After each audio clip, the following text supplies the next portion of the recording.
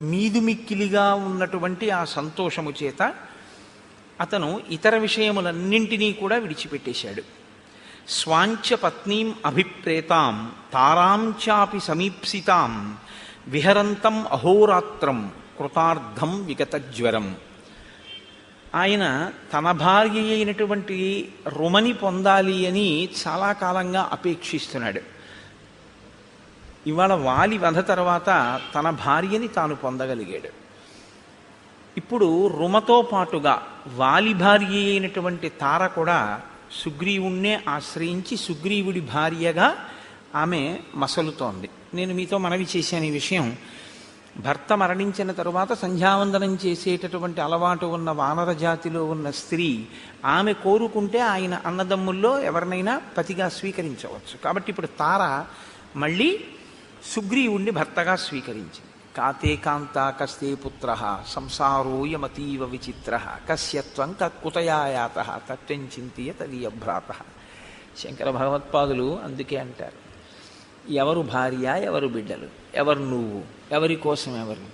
ఏదో కొద్ది రోజులు ఆ బాధ, ఆ శోకం, ఆ తర్వాత ఎవరి గొడవ వాళ్ళది. 11వ రోజు వచ్చేటప్పటికీ ఆస్తుల పంపకాల దగ్గర గొడవలు, వెళ్ళిపోయిన వాడిని తిట్టడం అన్ని చోట్ల సామాన్యమైనటువంటి విషయం. బీరువాలు తీయడం, తీసిన తర్వాత ఇదే ఈ నుంచింది అని దెబ్బలాడడం ఇన్ని చోట్ల చూడటం లేదు. కాబట్టి స్వాంచ ఆయన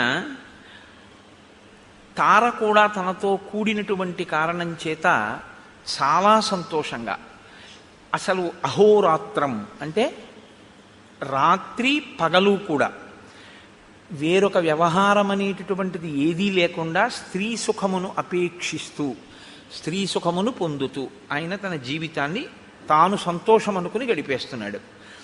క్రీడంతమివ దేవేశం నందనేప్సరసాం గణై మంత్రిషు న్యస్తకార్యంచ మంత్రిణాం అనవేక్షకం.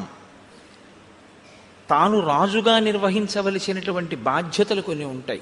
ఇప్పుడు తను రాజ్యాన్ని పొందడంతో పాటుగా భార్యని కూడా పొందాడు, తారని కూడా పొందాడు. ఇప్పుడు ఆయనకి రెండూ వచ్చాయి, రాజ్యము వచ్చింది, భార్యలు వచ్చారు. కానీ దేనితో అంటకాగాడు అంటే ఒక్క భార్యలతోనే అంటకాగాడు. అలాగని రాచరికం వదిలిపెట్టాడా అంటే రాజుగానే ఉన్నాడు. మరి రాజ్యపాలన మంత్రులకు అప్పచెప్పాడు. సరే, మంత్రులకు అప్పచెప్పడం తప్పు కాదు, రాజు మంత్రుల యందు న్యాసం చేస్తాడు, ఆ బుద్ధితో ఉంటాడు. కానీ మంత్రులు తనకేమైనా సమస్య చెప్పవలసి వస్తే మంత్రులకి దర్శనం ఇవ్వడు. ఇది ఇక్కడ ఉంది అసలు సమస్య అంతా. మహర్షి మాట్లాడేటటువంటి మాటలు చాలా గంభీరంగా ఉంటాయి. ఆయన అంత తేలికగా ఏం మాట్లాడరు. ఇంకొకళ్ళ యొక్క ప్రవర్తనని పరిశీలనం చేసి ఆ శ్లోకాన్ని చెప్పేటప్పుడు వాల్మీకి మహర్షి శ్లోకాలని జాగ్రత్తగా పట్టుకుంటే మనం ఎలా ఉంటున్నాము అన్నది కూడా మనం పరిశీలనం చేసుకోవాల్సి ఉంటుంది. రెండూ పొందినటువంటి వాడు రెండిటి యందు బుద్ధి పెట్టి ఉంటే, రాజ్యపాలన సక్రమంగా చేసి భార్యల యందు అనురక్తితో ఉంటే అందులో మీరు నేను పెద్ద పట్టించుకోవాల్సిన విషయం, రామాయణంలో శ్లోకం రచన చేయవలసిన అవసరం వాల్మీకి లేదు. ఆయన రాజుగా ఉండి ఆ రాజ్యమునకు సంబంధించిన వ్యవహారములు మంత్రులకు విడిచిపెట్టాడు. ఇప్పుడు మంత్రులు ఏదైనా సమస్య వస్తే రాజు నిర్ణయం చేయాలి. రాజు నిర్ణయం చేయాలంటే మంత్రులు ఎవరిని కలవాలి? రాజుని కలవాలి. కానీ మంత్రులకి రాజదర్శనం లేదు. ఎందుకు లేదు? అహోరాత్రము తార రుమ ఇతర పత్నులతో తిరుగుతుంటాడు. తిరుగుతూ ఉండడం వల్ల మంత్రులకి దర్శనం ఇవ్వడు. మంత్రులకే దర్శనం ఇవ్వని వాడు ప్రజలకేం దర్శనం ఇస్తాడు? కాబట్టి ఇప్పుడు ప్రజలు తమ కష్టం చెప్పుకోవాలి అంటే రాజు యొక్క దర్శనం లేదు. మంచివాళ్ళై మంత్రులు మంచిగా పరిపాలిస్తే పర్వాలేదు, లేకపోతే అసలు రాజుకి ప్రజలకి మధ్య ఏ విధమైనటువంటి సమన్వయం లేదు. ప్రజలు ఎలా ఉన్నారో ఏమైపోతున్నారో ఆయనకు అనవసరం. ఆయన రాజుగా సుఖములను అనుభవించడానికి మాత్రం రాజపదవిని వాడుకుంటున్నాడు తప్ప, రాజపదవిని అనుభవిస్తున్నవాడు రాజుగా తన కర్తవ్యాన్ని చెయ్యడాన్ని విస్మరించాడు. ఇది మహర్షి యొక్క తీర్పు. కాబట్టి క్రీడంతమివ దేవేశం నందనేప్సరసాం గణై మంత్రిషు న్యస్త కార్యంచ మంత్రిణాం అనవేక్షకం. దేవేంద్రుడు నందనవనంలో తన భార్యలతో విహరిస్తూ ఎంత సంతోషంగా గడుపుతాడో అప్సరసలతో విహరిస్తూ ఎంత సంతోషంగా గడుపుతాడో అలా ఆయన కూడా తన భార్యలతో నిరంతరము వనములయందు ఉపవనములయందు విహరిస్తూ కాలాన్ని గడిపేస్తున్నాడు. కానీ ఒక ఆయన ఉన్నారు, ఆయన మహాప్రాజ్ఞుడు, బుద్ధిమతాం వరిష్టం. ఆయన గుర్తిస్తున్నాడు, రెండిటినీ గుర్తిస్తున్నాడు. ఏ రెండిటిని గుర్తిస్తున్నాడు? రామచంద్రమూర్తి ఓర్పుని గమనిస్తున్నాడు, సుగ్రీవుడి యొక్క వైక్లభ్యాన్ని గుర్తిస్తున్నాడు. Do not stretch the string beyond the last degree of its elasticity అని ఇంగ్లీష్లో ఒక ప్రొవెర్బ్. అంటే తెలుగులో అయితే తెగేదాకా తాడు లాక్కండి అంటాం, కానీ అది ఇంకొంచెం బాగుంటుంది. స్థితిస్థాపక శక్తిని మించిపోయేంత వరకు మీరు లాగవద్దు. అంటే అది కొంచెం సాగగలిగిన శక్తి అన్నది కొంతకాలం ఉంటుంది. సాగగలిగిన శక్తిని దాటి మీరు లాగారనుకోండి, అది తెగిపోతుంది. ఓర్పు అన్నది కూడా అంతే. ఓర్పు పడుతున్నాడు కదా అని మీరు లాగారనుకోండి, ఆ ఓర్పు తెగిపోతుంది, అది భగ్నమైపోతుంది. అప్పుడు దాని స్థానంలో ఏమొస్తుంది అంటే, సహనము ఎక్కడ నశిస్తుందో అక్కడ రావడానికి ఉండేటటువంటిది ఒక్కటే ఉంటుంది, క్రోధం. విశేషమైనటువంటి కోపము ఒక్కసారి ఆవిర్భవిస్తుంది. కాబట్టి ఇప్పుడు హనుమ యొక్క బుద్ధి శక్తి ఎక్కడుందంటే, రామచంద్రమూర్తి యొక్క ఓపిక, రామచంద్రమూర్తి వేచి చూస్తున్న స్థితి, రామచంద్రమూర్తి యొక్క సహనము పరీక్షకి గురైపోతున్నటువంటి స్థితి వచ్చేస్తోంది. ఈయన ఏ కబురు చేయడు, ఈయన మంత్రుల మాట వినడు, ఈయన మంత్రులకి దర్శనమివ్వడు, అహోరాత్రములు భార్యలతో గడుపుతున్నాడు. కాలము తనకి అనుకూలంగా ఉండాలి, ముందు తన భార్యను కూడా తీసుకొస్తే తప్ప నువ్వు నీ భార్యతో సుఖించకూడదని రాముడు అనలేదు. ఇప్పుడు వర్షాకాలం నువ్వు చాలా కష్టపడి ఉన్నావు, హాయిగా సంతోషంగా గడుపు. వర్షాకాలం అయిపోయిన తర్వాత సీతాన్వేషణమునకు ప్రయత్నం చెయ్యి అన్నాడు. వర్షాకాలం అయిపోతోందనగానే జాగరూకుడు కావాలి కదా. ఇంకా వర్షాకాలం అయిపోవచ్చింది అనేటప్పటికీ ప్రణాళిక సిద్ధంగా ఉండాలి. ఎందుచేత అంటే కార్యము ముందా ప్రణాళిక ముందా అంటే శబ్దము వెలుతురులో ఉంటాయి అవి. మీరు చూడండి, ఎప్పుడైనా ఒక పిడుగు పడుతోంది అనుకోండి, పిడుగు యొక్క ధ్వని ముందు రాదు, పిడుగుపాటు ముందు రాదు, వెలుతురు ముందు వస్తుంది. ముందు ఒక పెద్ద వెలుతురు కొడుతుంది. వెలుతురు కొట్టింది అంటే మీరు చెవులు మూసుకోవడం ఏదో చేస్తారమ్మో పిడుగు పడుతోందని. తర్వాత ధ్వని వస్తుంది, ధ్వని తర్వాత పిడుగు పడుతుంది. 3 అంచెల కింద ఉంటుంది తప్ప పిడుగుపాటు అంటే ఒక్కసారి పిడుగు పడిపోవడం ఉండదు, ముందు తెలుస్తుంది. ఒక కార్యం చెయ్యాలి అన్న దాంట్లో దక్షత అన్న మాటకు అర్థం ఏమిటంటే పకడ్బందీగా దాన్ని ప్రణాళికారచన చెయ్యవలసి ఉంటుంది. ఇది ఇలా ఉండాలి, ఇలా ఉండాలి, ఇలా ఉండాలి అని కార్యమునకు అనుగుణంగా, కార్య సాఫల్యము కొరకు, మీ ఆనుకూల్యత కొరకు కాదు, కార్యంగా ఫలితాన్ని ఇవ్వడానికి కర్మ. మీరు ఎప్పుడు జ్ఞాపకం పెట్టుకోవాల్సి ఉంటుంది ఈ విషయాన్ని. కర్మ జడం, కర్మ తనంత తానుగా ఫలితాన్ని ఇవ్వదండి. అందుకే భగవాన్ రమణులు ఉపదేశసారం చేస్తే కర్మ తజ్జడం అంటారు. కర్మ జడమైనటువంటిది. అది ఇప్పుడు ఇది ఎంత జడమో అంటే తనంత తానుగా దీనికి ఏమీ నిర్వహణ శక్తి ఎలా ఉండదో, ఒక విద్యుత్తు దీంట్లో ప్రసరిస్తే ఇది పనిచేస్తూ ఉంటుంది. అలా కర్మ కూడా జడం. మీరు ఒక కర్మ చేశారనుకోండి, దాని వలన ఫలితం వస్తుందా అని నన్ను అడిగితే నేనేం చెప్పవలసి ఉంటుందంటే రాదు అని చెప్పడమే న్యాయమై ఉంటుంది. అదే న్యాయమైనటువంటి జవాబు. ఎందుకంటే నేను అభిషేకం చేశాను, నాకు ఫలితం వస్తుందా అని మీరు అడిగారు అనుకోండి, మీ మనసు అక్కడ పెట్టారా అని అడగవలసి ఉంటుంది.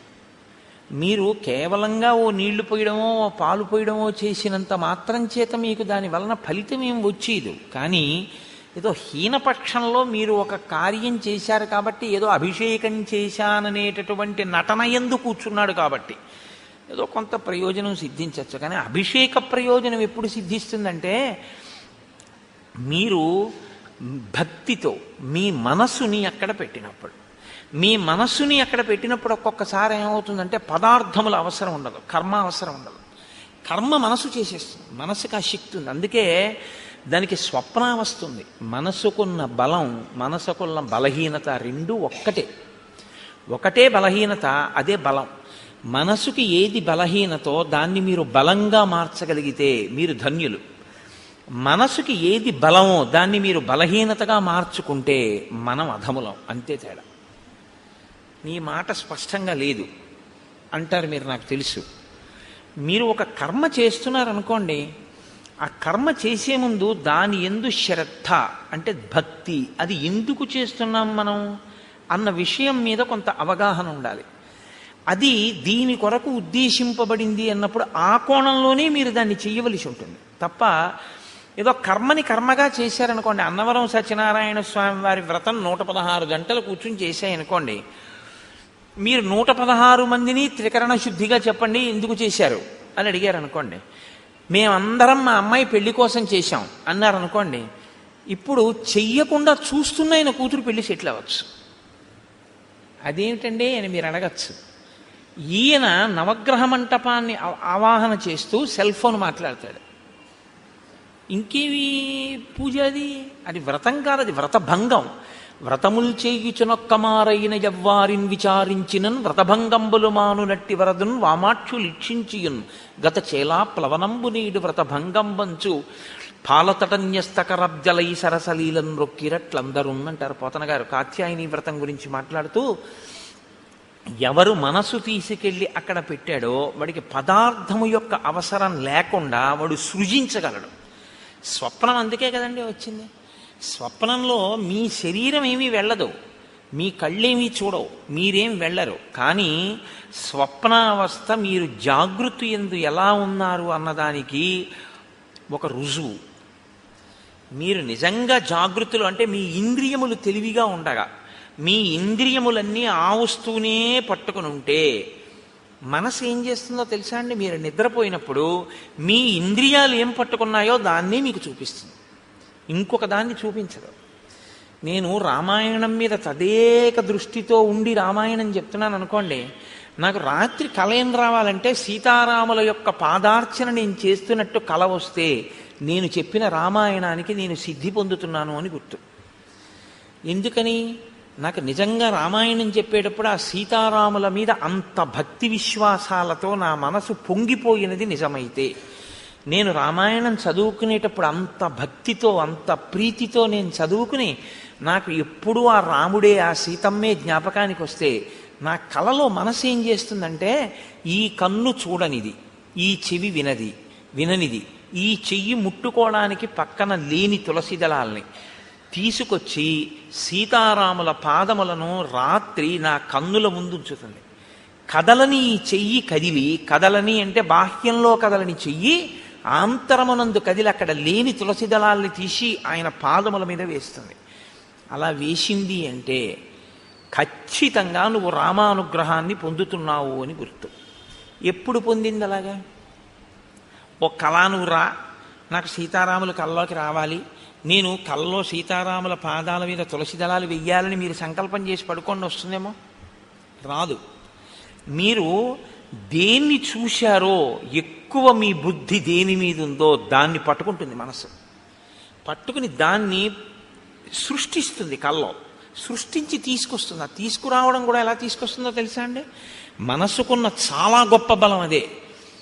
క్షేత్రాన్ని సృష్టించేస్తుంది. మీరు క్షేత్రానికి వెళ్ళక్కర్లేదు, క్షేత్రాన్ని మీలోకి తెస్తుంది. జాగృతిలో మీరు క్షేత్రంలోకి ఎడతారు.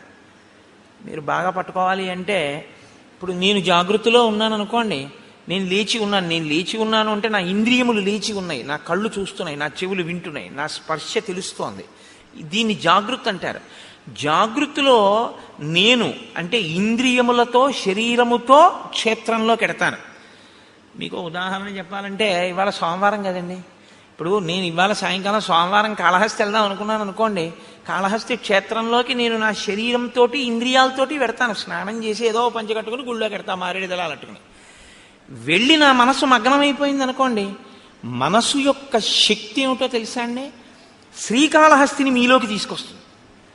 మీరు శ్రీకాళహస్తిలోకి వెళ్ళడం జాగృతిలో, శ్రీకాళహస్తి మీలోకి రావడం స్వప్నంలో. దేని శక్తి చేత? మనస్సు యొక్క శక్తి చేత. మీరు ఇలా దేవాలయంలోకి వెళ్ళి ఎడం పక్కకి తిరిగి ఆ పెద్ద గణపతి మూర్తిని చూసి, ఇలా 2 శూలాలు పెట్టినటువంటి చెంగల్వరాయ సన్నిధి అని ఆ సుబ్రహ్మణ్యుణ్ణి చూసి మెట్లు దిగి ఎడం చేతి పక్కన ఉన్నటువంటి దేవతామూర్తుల్ని చూస్తూ కుడి పక్కకి తిరిగి లోపలికెళ్ళి నవగ్రహ కవచం కట్టుకున్నటువంటి చతురస్రాకారపు పొడుగ్గా ఉన్నటువంటి పెద్ద శివలింగం పక్కన ప్రమిదిలో వెలుగుతున్నటువంటి దీపం గాలికి ఇలా కొట్టుకుంటుంటే అదే వాయులింగం అనుకుని అంతరాలయంలోకి వెళ్ళి చూస్తే గోడలో మహానుభావుడు ఆ భక్త కన్నప్ప ఉంటే, ఆహా కన్నప్ప నీ అదృష్టం కదయ్యా, నీ భక్తి ఇక్కడికి చేరావనుకుని మీరు మారేడు దళాలు పుచ్చుకొని దేవాలయం వెనక్కి తిరిగితే వెనక గోడ మీద ఆవిర్భావలింగం ఉంటుంది. అంటే శివలింగం ఉండి శివలింగం ఇలా కోసినట్టుగా ఉండి అందులోంచి శివుడు కనపడతాడు, తల కనపడదు, పాదాలు కనపడవు.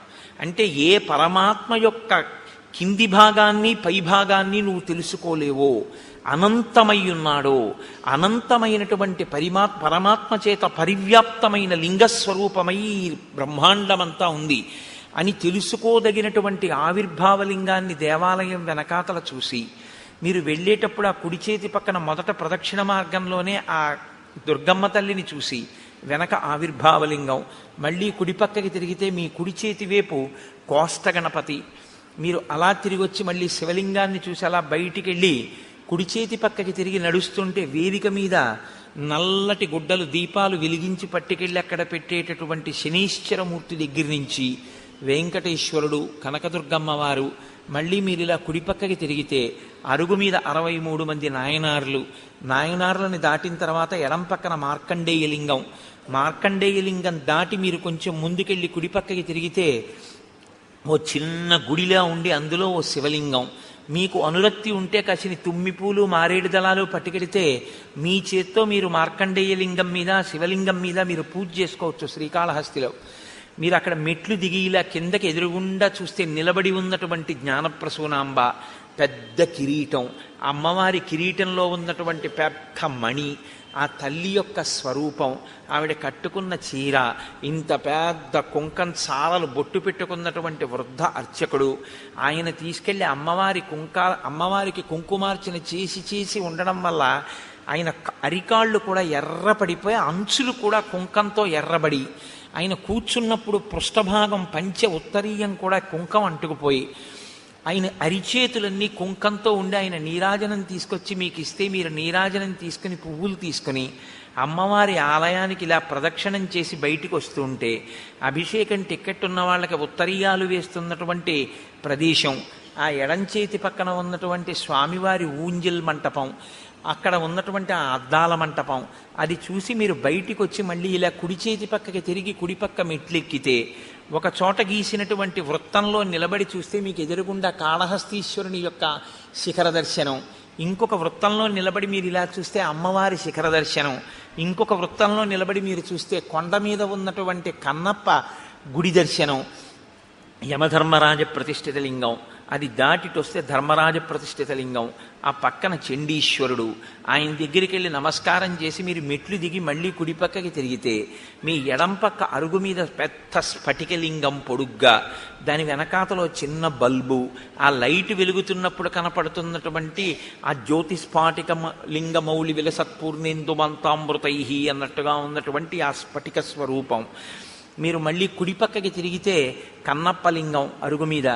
ఇలా కుడిపక్కకి తిరిగి చూస్తే దక్షిణాభిముఖంగా దక్షిణామూర్తి, అద్భుతమైన అలంకారంతో ఉన్న స్వామి, మీరక్కడ కింద పడి నమస్కారం చేసి ఎడం పక్కకి తిరిగి రాజద్వారంలోంచి బయటికెడితే ఎడం పక్కన ప్రసాదాల కౌంటరు, ముందుకెడితే నిత్యాన్నదానం, మళ్ళీ కుడి పక్కకి తిరిగితే ఓ పెద్ద ఏనుగు, అక్కడ టిక్కెట్లు అమ్మేటటువంటి ప్రదేశం, సహస్రలింగార్చన, రాహుకేతువుల పూజా టిక్కెట్లు అమ్మేటటువంటి స్థలం, ఆ మంటపం, ఆ బయటికి వెళ్ళిపోతుంటే అక్కడ ఏదో రకరకాల తైలాలు అమ్మేటటువంటి షాపులు, విభూతి మారేడు దళాలు పువ్వులు తుమ్మిపూలు అమ్ముతున్నటువంటి కొట్లు, ఆ బయటికి వస్తుంటే ఎడం పక్కన సుబ్రహ్మణ్యుడు, ఎదురుగుండా కాశీ విశ్వేశ్వరుడు, ఆ బయటికి వచ్చి అరుగు మీద ఆ కొబ్బరికాయలు వరుసగా అవన్నీ చూస్తూ మీరు అక్కడికి వచ్చి మళ్ళీ మీ చెప్పులు మీరు తీసుకుని మీరు అలా ముందుకెడితే ఒక్కసారి ఇక్కడే కదే పుష్పగిరి మఠం లోపలికి వెళ్ళి కాళ్ళు కడుక్కుని టిఫిన్కి ఎడదామంటే లేదులేండి పిల్లలు ఆకలేస్తోంది అంటున్నారు, ఈ శరవణ భవన్ బాగుంటుందంటే ఇందులో టిఫిన్ తిందామని భార్య అంటే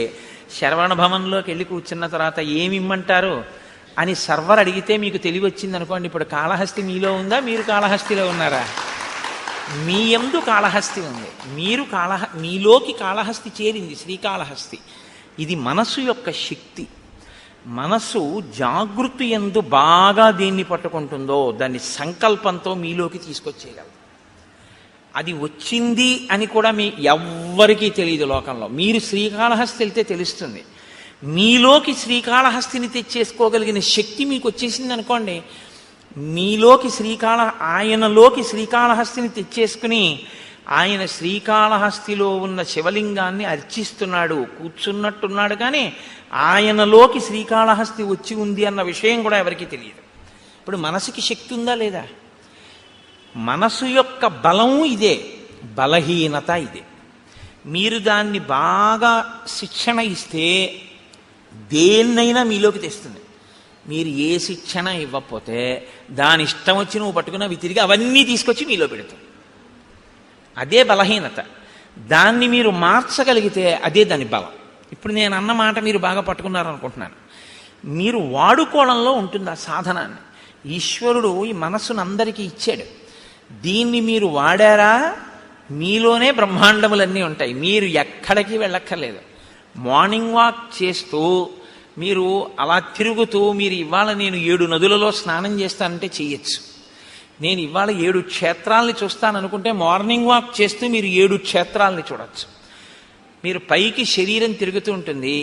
మీరు శృంగేరి వెళ్ళిపోయి శృంగగిరిలో ఉన్నటువంటి శారదాంబ దేవాలయాన్ని, ఆ విద్యాశంకరుల దేవాలయాన్ని, తుంగానదిని, కప్పకి నీడపట్టిన పాము స్నానం, చేపలు మరమరాలు వేసినట్టు మీరు స్నానం చేసి మీరు ఆ వారధి దాటి ఆ పాములుంటాయి జాగ్రత్త అని బోర్డులో ఉన్న వనంలోంచి వెళ్ళి ఎదురుగుండా చంద్రశేఖర భారతీ స్వామి మొదలైన మహాపురుషుల యొక్క సన్నిధానాలు చూస్తూ ఎడం పక్కకి తిరిగి పూర్వం ఉన్నటువంటి గురువులందరూ కూడా అక్కడ ఉండే అభిషేకాలు కూడా చేస్తే ఇరుగ్గా ఉన్నటువంటి ప్రాంగణంతో కూడుకున్న గురునివాసిని, ఆ పక్కన ఉన్న విశాలమైన భవంతిని, అందులో ఉన్న పెద్ద హాల్ని, అక్కడ పెట్టినటువంటి శంకరాచార్యుల వారిని, స్వామివారికి బహూకరింపబడిన పెద్ద తంజావూరు వీణ, వాటినన్నింటినీ మీరు చూస్తూ శంకర భగవత్పాదులు, వారి శిష్యులు, ఆ గోడలు, వేదిక, తెర తీసేటప్పటికి వచ్చి కూర్చున్న భారతీ తీర్థస్వామి, ఆయన ఇలా కూర్చుని ఇంకా రుద్రం మొదలెట్టడానికి ముందు ఎవరితో మాట్లాడకుండా ఇటు తిరిగి కూర్చుని ఇటుపక్కకి ఇలా తలొక్కటి తిప్పి ఇలా అందరినీ ఇలా ఒక్కసారి పరికించి సభాపతిభ్యశ్చ ఓ నమో నమో అన్న భావన లోపల అంతా శివస్వరూపంగా చూస్తూ పైకి మన్ని చూస్తున్నారని మనం అనుకుంటే ఆయన ఒక్కసారి ఇలా ఇటు పక్క నుంచి ఇటు పక్క వరకు ఇలా చూసి ఇలా తలూపి ఆ శివలింగం మీదకి పెట్టినటువంటి ధారాపాత్ర, అందులోకి ఆయన పాత్రతో తీసి ఇలా పోస్తుంటే పడుతున్నటువంటి శివలింగం మీద పువ్వులు, ఆ ధారలు, ఆఖరణ ఆయన వస్త్రం తీసి ఆ శివలింగాన్ని తుడిచి పైకి లేవకుండా అందంగా ఈ చెయ్యి ఇలా ఎత్తి కింద పడకుండా దాన్ని ఆ శివలింగాన్ని అందంగా పెట్టి ఆ పువ్వులతో అలంకారం చేసి ఆయన చేసేటటువంటి అభిషేకం, ఇవన్నీ మీరు చూస్తుండగా, మీరు అనుభవిస్తుండగా మీ 5 రౌండ్లో 6 రౌండ్లో మీ మార్నింగ్ వాక్ అయిపోతుంది. శరీరానికి వ్యాయామం అయింది, మనసుకి శృంగేరి దర్శనం అయిపోయింది. మనసుకు ఆ శక్తి ఉంది. శరీరం తిరుగుతూ ఉంటుంది, మనస్సు వెళ్ళిపోతుంది, ఎటు కావాలంటే అటు వెడుతుంది. దాన్ని మీరు అలవాటు చేస్తే శృంగేరి వెళ్తుంది, మీరు అలవాటు చేస్తే గంగానదికి వెడుతుంది, మీరు అలవాటు చేస్తే కాశీ వెడుతుంది, మీరు అలవాటు చేస్తే మీరు ఎక్కడికి వెళ్ళమంటే అక్కడికి వెడుతుంది. ఎప్పుడు మీరు జాగృతిలో మనసును అక్కడ పెడితే, మీరు శృంగేరి వెళ్ళినప్పుడు మీ మనసు అక్కడ పెడితే మీ మనసు తర్వాత శృంగేరిని చేస్తుంది. ఇప్పుడు మీరు శృంగేరి శరీరంతో వెళ్ళి మీ మనసు కాకినాడలోనే ఉందనుకోండి, శృంగేరిని మీలోకి తేవడం ఇక మనసుకి సాధ్యం కాదు. అదే దాని బలహీనత, అదే దాని బలం కూడా. ఇప్పుడు మీరు దాని బలాన్ని బలంగా మీరు వాడుకోగలిగితే అది మీకు ప్రయోజకత్వాన్ని సాధించి పెడుతుంది. అది మీకు చేత కాకపోతే ఆ మనసే బంధనానికి గురి చేస్తుంది. అందుకే మన ఏవ మనుష్యాణం కారణం బంధమోక్షయో అంటాడు పరమాత్మ గీతాచార్యుడు. కేవలం మనస్సే, ఒకడు బంధింపబడుతున్నాడు, ఒకడు మోక్షం వైపుకి వెళ్ళిపోతున్నాడు. మీరు ఒకటి గుర్తుపెట్టుకోండి, కట్టాలన్నా విప్పాలన్నా తాడు తప్ప ఇంకోటి ఉండదు కట్టడానికి విప్పడానికి. మీరు ముందు ఇట్నుంచి తిప్పి చుట్టేస్తే కట్టు, ఇట్నుంచి తిప్పి చుట్టేసినా కట్టే. ఇప్పుడు నన్ను ఇలా కట్టేయండి అన్నారు అనుకోండి, ఓ తాడు తీసుకొచ్చి ఇలా తిప్పేసినా నన్ను కట్టేసినట్టే, ఇలా తిప్పేసినా నన్ను కట్టేసినట్టే. కట్టినా తాడే, విప్పాలంటే మీరు ఎటు కట్టారో దానికి వ్యతిరేక దిశలో తిప్పేయడమే తాడు. ఇట్నుంచి కట్టారనుకోండి, ఇట్నుంచి తిప్పేస్తే విప్పేశారు.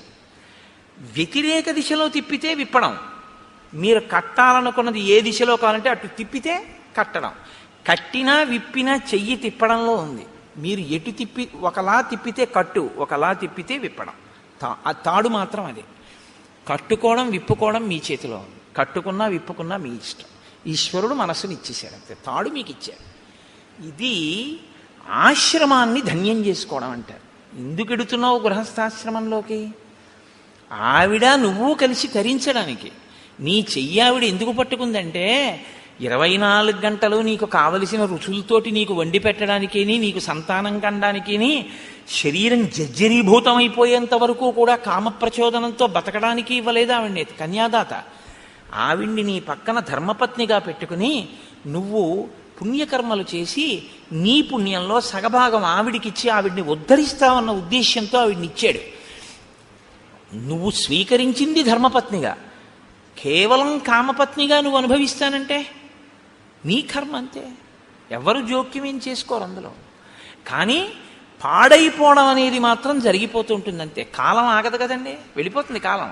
ఆ కాలంలో నువ్వు ఏం పట్టుకున్నావో, కామం ఒక్కటే పట్టుకున్నావు. ఏది వదిలిపెట్టేశావో, ధర్మముతో అర్థాన్ని, ధర్మానికి కామాన్ని ముడేయడం మర్చిపోయావు. కామము ధర్మబద్ధమే కావచ్చు, భార్యతోనే ఉన్నావు, కానీ కాలమంతా దానికే ఉపయోగించావు. ఇప్పుడు మరి మిగిలినవి ఏమైపోయాయి పురుషార్థాలు? మరి ధర్మం ఏది, అర్థం ఏది?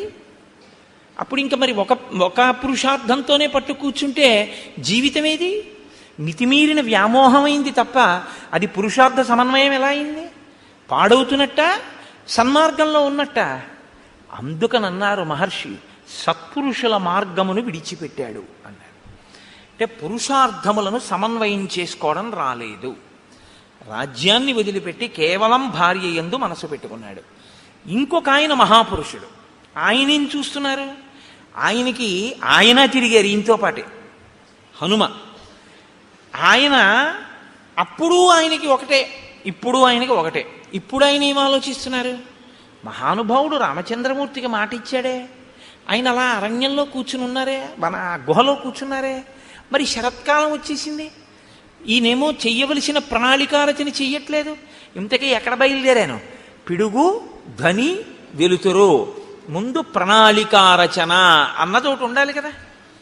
ఆయన కోప్పడ్డాక నువ్వు వానరాల్ని పిలవడం వేరు. నువ్వు ముందు ప్రణాళిక ఏది నీకు? రేపు రాముడు వచ్చి అడిగితే ఏం చెప్తావు? కనీసం అయ్యా నేను కబురు చేశానండి అని చెప్పడానికి నీకు ఒకటి ఉండాలిగా. చేసిన పని అసత్యం చెప్పలేవుగా రాముడితో. ఇప్పుడు ప్రభువుని రక్షించడం అంటే అది మంత్రి అంటే. కనీసంలో కనీసం ఈయనకి గుర్తు చేసి ఆ సైన్యాధిపతిని పిలిచి, ఒరే సైన్యాలన్నీ సిద్ధం చేయండిరా, మనం ఎప్పుడప్పుడు వెడదామంటే, ఒకవేళ రాముడికి కోపం వచ్చినా అయ్యా నేను కబురు చేశానండి అని చెప్పడానికైనా ఉంటుంది. బతుకుతాడు రాజు. రాజుని రక్షించాలి సచివుడు. కాబట్టి మహానుభావుడయ్యాడు హనుమ. అందుకే ఆయన ఎక్కడుంటే అక్కడ బ్రతుకుతారు మనుషులు. ఆయన ఎక్కడుంటే అక్కడ బ్రతుకుతారు. కాబట్టే ఇప్పుడు ఆయన సాచివ్యం చేశారు. కాబట్టి ఆయన ఆలోచించారు. ఆలోచించి సుగ్రీవుడి దగ్గరికి వెళ్ళి ఆయన ఒక మాట చెప్తున్నారు. తదిదం మిత్ర కార్యం నః కాలాతీతం అరిందమ తదిదం క్రియతాం రాఘవస్వైత వైదేహ్యా పరిమార్గణం తదిదం వీర కార్యంతే కాలాతీతమరిందమ. నీవు మిత్రకార్యమును చెయ్యవలసినటువంటి అవసరం ఉంది. నీకు మిత్రులు ఉపకారం చేశారు, తిరిగి నువ్వు ప్రత్యుపకారం చెయ్యాలి. ప్రత్యుపకారం చెయ్యడం అనేటటువంటిది నీ మనసులో అవకాశం సావకాశం అని అనిపించినప్పుడు చేయడం కాదు. ఏ కాలంలో చెయ్యాలో ఆ కాలంలో చెయ్యాలి. ఏ కాలంలో చెయ్యాలని రాముడు చెప్పాడు? వర్షాకాలం అయిపోయాకని చెప్పాడు. వర్షాకాలం అయిపోయింది, నువ్వు మొదలు పెట్టాలి. ఇప్పుడు రాముడి వైపు నుంచి కాదు మొదలవ్వలసింది. రాముడు నీకు ఇచ్చిన సమయం అయిపోయింది. ఇప్పుడు ప్రత్యుపకారం నీ వైపు నుంచి మొదలవ్వాలి. నువ్వు దాన్ని విస్మరించావు. కాబట్టి ఇప్పుడు ఎప్పుడైతే నువ్వు విస్మరించావో నువ్వు కృతాపరాధుడవయ్యావు, నువ్వు అపరాధం చేసిన వాడివయ్యావు. ఆయన ఇంకా చాలా గొప్ప ధర్మంలో ఉన్నాడు. ఏమిటి ఆయన పట్టుకున్న గొప్ప ధర్మం? నచ కాలం అతీతంతే నివేదయతి కాలవిత్ పరమాణోపి సన్ ప్రాజ్ఞ తవ రాజన్ వశానుగ. ఇచ్చిన కాలం దాటిపోయింది, సుగ్రీవుడు ఏ ప్రయత్నం చెయ్యట్లేదు అని తెలుసున్నా ఆయన ఇంకా ఓపిక పడుతున్నాడు. పోన్లే చూద్దాం చూద్దాం చూద్దాం అని ఆలోచిస్తున్నాడు. నీ అంత నువ్వు ముందుకొస్తే తనొక కఠినమైన మాట అన్నానన్న బాధ తనకి మిగలకూడదని నువ్వు ఇది గుర్తించట్లేదు. గుర్తించకుండా కాలమును దుర్వినియోగం చేస్తున్నావు. ఒకసారి దుర్వినియోగం కాని అయిందో ఆ తర్వాత నువ్వు మనసులో ఉపకారం చేద్దామని అనుకున్నా సరే కాలమునందు చెయ్యవలసినది చెయ్యలేదు కనుక నువ్వేం చేయవలసి ఉంటుందో తెలుసా? తల ఉంచుకుని నిలబడి క్షమార్పణ చెప్పి ఆ పని చేయవలసి ఉంటుంది. ఇప్పుడు ఆ పని చేసినా చెయ్యవలసిన వేళకి చేసిన వాడన్న ఖ్యాతి ఉండదు. మరిచిపోయి గుర్తు చేస్తే చేసిన వాడన్న పేరు వస్తుంది. చెయ్యలేదా? చేశావు, ఉపయోగం ఉందా? లేదు. మీకండి రామాయణంలో టైం మేనేజ్మెంట్ అని ఇవ్వాలంటున్నారు. ఈ టైం మేనేజ్మెంట్ అన్న దాని కోణంలో రామాయణాన్ని మాట్లాడితే శ్రీరామాయణము టైం మేనేజ్మెంట్ అంటే కాలమును చక్కగా దక్షతతో వినియోగించుకొనుట అని నిజంగా మేనేజ్మెంట్ సైన్సెస్ చదువుకునేటటువంటి స్టూడెంట్స్కి శ్రీరామాయణంలోంచి కానీ అన్వయం చేస్తే నేను మీకు నిజం చెప్తున్నాను, ఎక్కడా దొరకనంత గొప్ప విషయాలన్నీ శ్రీరామాయణంలో ఉన్నాయి.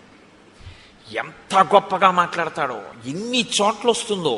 చెయ్యవలసిన సమయమునందు చెయ్యవలసిన పని సుందరకాండలో కూడా అత్యద్భుతంగా ప్రస్తావన చేస్తారు దీని గురించి. కాబట్టి అందుకే నేను మీతో మనవి చేసింది, శ్రీరామాయణం అనేక కోణములలో మనకి నేర్పుతుంది. వ్యామోహాలకి లొంగిపోకుండా చెయ్యవలసిన సమయానికి చెయ్యవలసిన పనికి టక్కన లేచిపోగలిగిన శక్తి ఎక్కడి నుంచి వస్తుందంటే రామాయణంలోంచే వస్తుంది. కాబట్టి నచ కాలం అతీతంతే నివేదయతి కాలవిత్ తరమాణోపి సన్ ప్రాజ్ఞ తవ రాజన్ వశానుగః అని అకర్తురపి కార్యస్య భవాన్ కర్తా హరీశ్వర కిం పునః ప్రతికర్తుస్తే రాజ్యేన చ వధేన చ. రాజా, నువ్వు ప్రత్యుపకారం చేసేటటువంటి స్వభావం లేనివాడివని నేను అంటలేదు, నువ్వు అటువంటి వాడివని నేను అన్ను. ఎందుకంటే ప్రత్యుపకారం చెయ్యడం కాదు, నీకున్నటువంటి లక్షణం ఏమిటో తెలుసా? అసలు ఉపకారం చెయ్యని వాడికి ఉపకారం చేస్తావు. అంత మంచివాడివి, చాలా మంచివాడివి, అందులో ఇంక సందేహమేం లేదు. భవాన్ కర్తా హరీశ్వర, ఓ వానరరాజా, నువ్వు అటువంటి ఉపకార బుద్ధి కలిగిన వాడివి. కానీ కిం పునః ప్రతికర్తుస్తే రాజ్యేనచ వధేనచ, రెండు గొప్ప కార్యములు నీకు చేశాడు రాముడు. ఒకటి రాజ్యం ఇచ్చాడు, రెండు రాజ్యం ఇవ్వడం కాదు, ఎవరు బతికుండగా నీకసలు రాజ్యము ప్రాణము భార్య ఈ మూడు సంశయాత్మకమో అటువంటి వాణ్ణి తన ప్రాణాలు పణంగా పెట్టి చంపాడు. వాలి ఇలా చూశాడు అనుకోండి, ఆయన వేగానికి హద్దు ఉందంటే ఇంకా అంటే రాముడు నిగ్రహించలేడా అన్నది పక్కన పెట్టండి, చాలా పెద్ద ప్రమాదకరమైన పరిస్థితి వచ్చేస్తుందా? వచ్చేదా? కాబట్టి తన ప్రాణములను పణంగా పెట్టి వాలిని వధించాడు. నువ్వేం చేస్తున్నావు? చెయ్యవలసిన సమయానికి చెయ్యవలసినటువంటి పని చెయ్యాలి. ఏమండి, నేను ప్రత్యుపకారం చెయ్యని వాడిని కాను, ఎవరో నాకు ఉపకారం చెయ్యని వాళ్ళకు కూడా వాళ్ళకి చేశాను, వీళ్ళకి చేశాను, వాళ్ళకి చేశానంటే నువ్వు నోరు ముయ్యవయ్యా. నీ ఈ రాజ్యం అసలు చేయడానికి ఎవడిచ్చాడు? ఆయనకి చెయ్యని దానికి మిగిలిన వాళ్ళకి చేస్తే ఎంత, చేయకపోతే ఎంత, అసలుది చేశావా అని అడుగుతారు. ఏది ముఖ్యమో అది వదిలిపెట్టావు, ఏవి చిన్న చిన్నవి చేసినా చేయకపోయినా పర్వాలేదో అవి చేస్తున్నావు. ఏమిటి ఉపయోగం? కొన్ని వేళ పట్టున చేయవలసి ఉంటాయి, కొన్ని వేళ తప్పి చేసినా వచ్చే ప్రమాదం ఏమి ఉండదు. అవి వేళ పట్టున చేయవలసినవి వేళ పట్టున చేసేయాలి మీరు. దానికి మీరు ఇంక ఎంత ఖచ్చితంగా ఉండాలంటే అందులో ప్రత్యేకమైనటువంటి క్రమశిక్షణ ఉండాలి. ప్రత్యేకించి బ్రాహ్మీ ముహూర్తంలో అంటే ఉదయం వేళలో ఎంత త్వరగా వీలైతే అంత త్వరగా పూజామందిరంలోకి వెళ్ళిపోవాలి. పూజామందిరంలోకి వెళ్ళడానికి తను దానికి సిద్ధపడడానికి మధ్యలోకి ఎంతో అవసరమైతే తప్ప, అసలు తప్పించడానికి కుదరకపోతే తప్ప మీరు ఎట్టి పరిస్థితుల్లోనూ ఏ కార్యాన్ని దాని మధ్యలోకి రావడాన్ని మీరు అనుమతించకూడదు. ఉదయం లేవడము అంటే దేని కొరకు? పూజామందిరంలోకి వెళ్ళిపోవడం కొరకే. దానికి దీనికి మధ్యలోకి ఏదీ రావడానికి వీల్లేదు. అది భక్తిరస సంబంధమైన టీవీలో కార్యక్రమమే కావచ్చు, రావడానికి వీల్లేదు. మీ కాయిక కైంకర్యం ఏమైపోయింది మీ సింహాసనం దగ్గర? మీరు మీ సింహాసనాన్ని అర్చించద్దు, మీరు వెళ్ళిపోవాలంతే పూజామందిరంలోకి. ఏవో కొన్ని ఉంటాయి, శరీరమాద్యంకులకిది ధర్మ సాధనం. ఒక్కొక్కడికి వ్యాయామం చేయకపోతే ఇబ్బంది, తప్పదు, వెళ్ళాలి. వాడి కర్మ, వాడికి భక్తి ఉన్నా వెళ్ళాలి. కానీ నేను మీతో మనవి చేసేది అదే, అప్పుడు కూడా మీరు మానసికం చేసేయచ్చు. ఇతరుల దృష్టిలో మీరు వాకింగ్కి వెళ్ళినట్టు ఉండొచ్చు, కానీ మీరు దాన్ని ఈశ్వరారాధనగా మార్చుకోవచ్చు. మీరు బెంగ పెట్టుకోక్కర్లేదు, అయ్యో నేను చేయలేకపోతున్నానని అనుకోక్కర్లేదు. ఆ ఆర్తిని ఈశ్వర పూజగా మలుచుకుని శరీరంతో వ్యాయామం చేసి రాగానే మీరు వెళ్ళిపోవాలంతే పూజామందిరంలోకి. తప్ప ఇక దాని మధ్యలోకి ఇంకోటి వచ్చేసింది అంటే మీ శ్రద్ధ నశించిపోయింది అని గుర్తు. ఇదే రావణాసురుడి విషయంలో సీతమ్మ అంటుంది, సన్నామివ మహాకీర్తిం శ్రద్ధామివ విమానితాం పూజామివ పరీక్షీణాం ఆశాం ప్రతిహతామివ. ఉపాసన రహస్యాలు చెప్పింది కాబట్టి సుందరకాండే. శ్రీరామాయణంలో అది ఇంకా జీవధార. సుందరకాండ వచ్చేస్తోందిగా ఇంకెంత 2-3 రోజులు. కాబట్టి హనుమ మాట్లాడడం అంటేనండి శ్రీరామాయణంలో అలా ఉంటుంది. ఆయన మహానుభావుడు. ఆయన ఎక్కడైనా మాట్లాడితే మీరు చాలా జాగ్రత్తగా దృష్టి పెట్టి ఆ విషయాన్ని జాగ్రత్తగా చదవవలసి ఉంటుంది. చదివి ఇది నా జీవితంలో అన్వయం చేసుకునేటప్పుడు ఎక్కడొస్తోంది పొరపాటు, దీన్ని నేను ఎక్కడ దిద్దుకోవలసి ఉంటుంది అన్నది మీరు ఆలోచించుకుని మీరు వెంటనే మీ జీవితంలోకి సమన్వయం చేసుకోవడంలో కృతకృత్యులు కావాలి. అప్పుడు రామాయణం మీకు ఉపయుక్తం అవుతుంది. కాబట్టి రాజా నువ్వు తొందరపడవలసి ఉంటుంది. ఉండి వెంటనే రాముడికి ప్రత్యుపకారం చెయ్యి. ఇప్పుడు హనుమ చెప్పిన మాట అంటే వింటాడు. వినడం సుగ్రీవుడి లక్షణం, వినకపోవడం రావణాసురుడి లక్షణం. తప్పు చేయడం తప్పు కాదు, వినగలిగినటువంటి ప్రజ్ఞ ఉంటే బయటికి వస్తాడు, పర్వాలేదు. కాబట్టి ఇప్పుడు ఆయన వెంటనే నీలుణ్ణి పిలిచాడు. పిలిచి సంధిదేశాతిమతిమాన్ నీలం నిత్య కృతోద్యమం దిక్షు సర్వాసు సర్వేషాం సైన్యానాం ఉపసంగ్రహే. అన్ని దిక్కుల నుండి వానరములన్నిటినీ కూడా పిలిపించి సిద్ధంగా ఉంచు, మనం రామకార్యం మీద వెడదాం. ఇదొక్కటి చెప్పి మళ్ళీ మర్చిపోయాడు. అంతే. మళ్ళీ మధుసేవనం, మళ్ళీ భార్యలతో రమించడం, అందులో పడిపోయాడు. కానీ ఈ మాట సుగ్రీవుణ్ణి బతికించేసింది. అది ప్రభువుని బతికించడం అంటే. ఈ ఒక్క మాట చెప్పి ఉండకపోతే నిజంగా సుగ్రీవుడు చెప్పుకోవడానికి ఏమీ లేదు లక్ష్మణుడితోటి రాముడితోటి. ఇది నీలుడికి చెప్పాడు కాబట్టి బతికిపోయాడు సుగ్రీవుడు. ప్రాణభిక్ష పెట్టారండి హనుమ. సచివుడు మంత్రి అంటే అర్థం ఏమిటంటే నిర్మోహమాటంగా తన మీద పరిపాలన చేసేటటువంటి ప్రభువు యొక్క హితాన్ని ప్రజాహితాన్ని కోరి అందులో ఏ మొహమాటం లేకుండా సలహా చెప్పగలిగినటువంటి ప్రజ్ఞ ప్రకాశించిన వాణ్ణి మంత్రి అని పిలుస్తారు. అలా ఉండాలి సచివుడు అంటే. కాబట్టి హనుమ వెళ్ళి అంత ధైర్యంగా సుగ్రీవుడితో మాట్లాడారు. నీలుణ్ణి పిలిచి ఆదేశం ఇచ్చాడు. ఇచ్చిన తరువాత ఆ నీలుడు బయలుదేరాడు అని మనం అనుకోవలసి ఉంటుంది. ఇప్పుడు హనుమ ఏది ఊహించారో అది నిజమవుతోంది. మహాత్ముల ఊహలు ఎందుకు పోతాయండి? ఉత్తినే పోవు. శరత్కాలం వచ్చేసింది. శరత్కాల చిహ్నములను వర్ణించాడు రామచంద్రమూర్తి లక్ష్మణుడితోటి. వర్ణించి ఆ లక్ష్మణునితో ఒక మాట చెప్పాడు. అన్యోన్యబద్ధ వైరాణం జిగీషూణాం నృపాత్మజ ఉద్యోగ సమయ సౌమ్య పార్థివానాం ఉపస్థిత. ఇయం సా ప్రథమా యాత్ర పార్థివానాం నృపాత్మజ నచ పశ్యామి సుగ్రీవం ఉద్యోగంచ తథావిధం. ఇప్పుడు శరదృతు వచ్చింది కాబట్టి ఆకాశమంతా పిండారబోసినట్టుగా వెన్నెల ప్రకాశిస్తూ ఉంటుంది. కాబట్టి విశేషమైన చలిగాలులు కాని వర్షాలు కాని ఉండవు, వేడి ఉండదు. కాబట్టి రాజులందరూ కూడా జైత్రయాత్రలు చేస్తూ వాళ్ళు మనసులో విజయం పొందాలన్న ఆకాంక్షని నెరవేర్చుకునేటటువంటి సమయము ఆసన్నమైపోయింది. ఆ దిశగా ఉద్యోగం చేస్తున్నారు. ఉద్యోగం అంటే ప్రయత్నం. ఆ దిశగా రాజులందరూ ప్రయత్నం చేస్తున్నారు. నేను కూడా సీతమ్మ యొక్క ఎడబాటు వలన కలిగినటువంటి శోకము నుండి బయటికి రావడం కొరకు రావణాసురుని మీద యుద్ధానికి వెళ్ళవలసి ఉంది. కానీ ఎవరు నాకు ఇందులో తోడ్పడాలో ఆ తోడ్పడవలసినటువంటి ప్రధానమైన వ్యక్తి అయిన సుగ్రీవుడు మాత్రం అసలు దీని గురించి పట్టించుకున్నట్లు లేదు, విస్మరించాడు. అసలు ఇటువంటి ప్రయత్నం ఒకటి చెయ్యాలి అన్న ఆలోచన ముందు ఎవరికి రావాలో, ఇప్పుడు ఎవరికి వస్తే తప్ప కదలదో ఆయనకి రాలేదు. అంటే రాముడు ఒక్కడు చేయలేడా అండి? నరుడి కథగా మీరు వినండి. నేను మీతో తరచూ మనవి చేస్తున్నాను. ఇప్పుడు ఈ ఆక్రోశంలోంచి ఏ మాట వస్తుందో అదే వస్తుంది.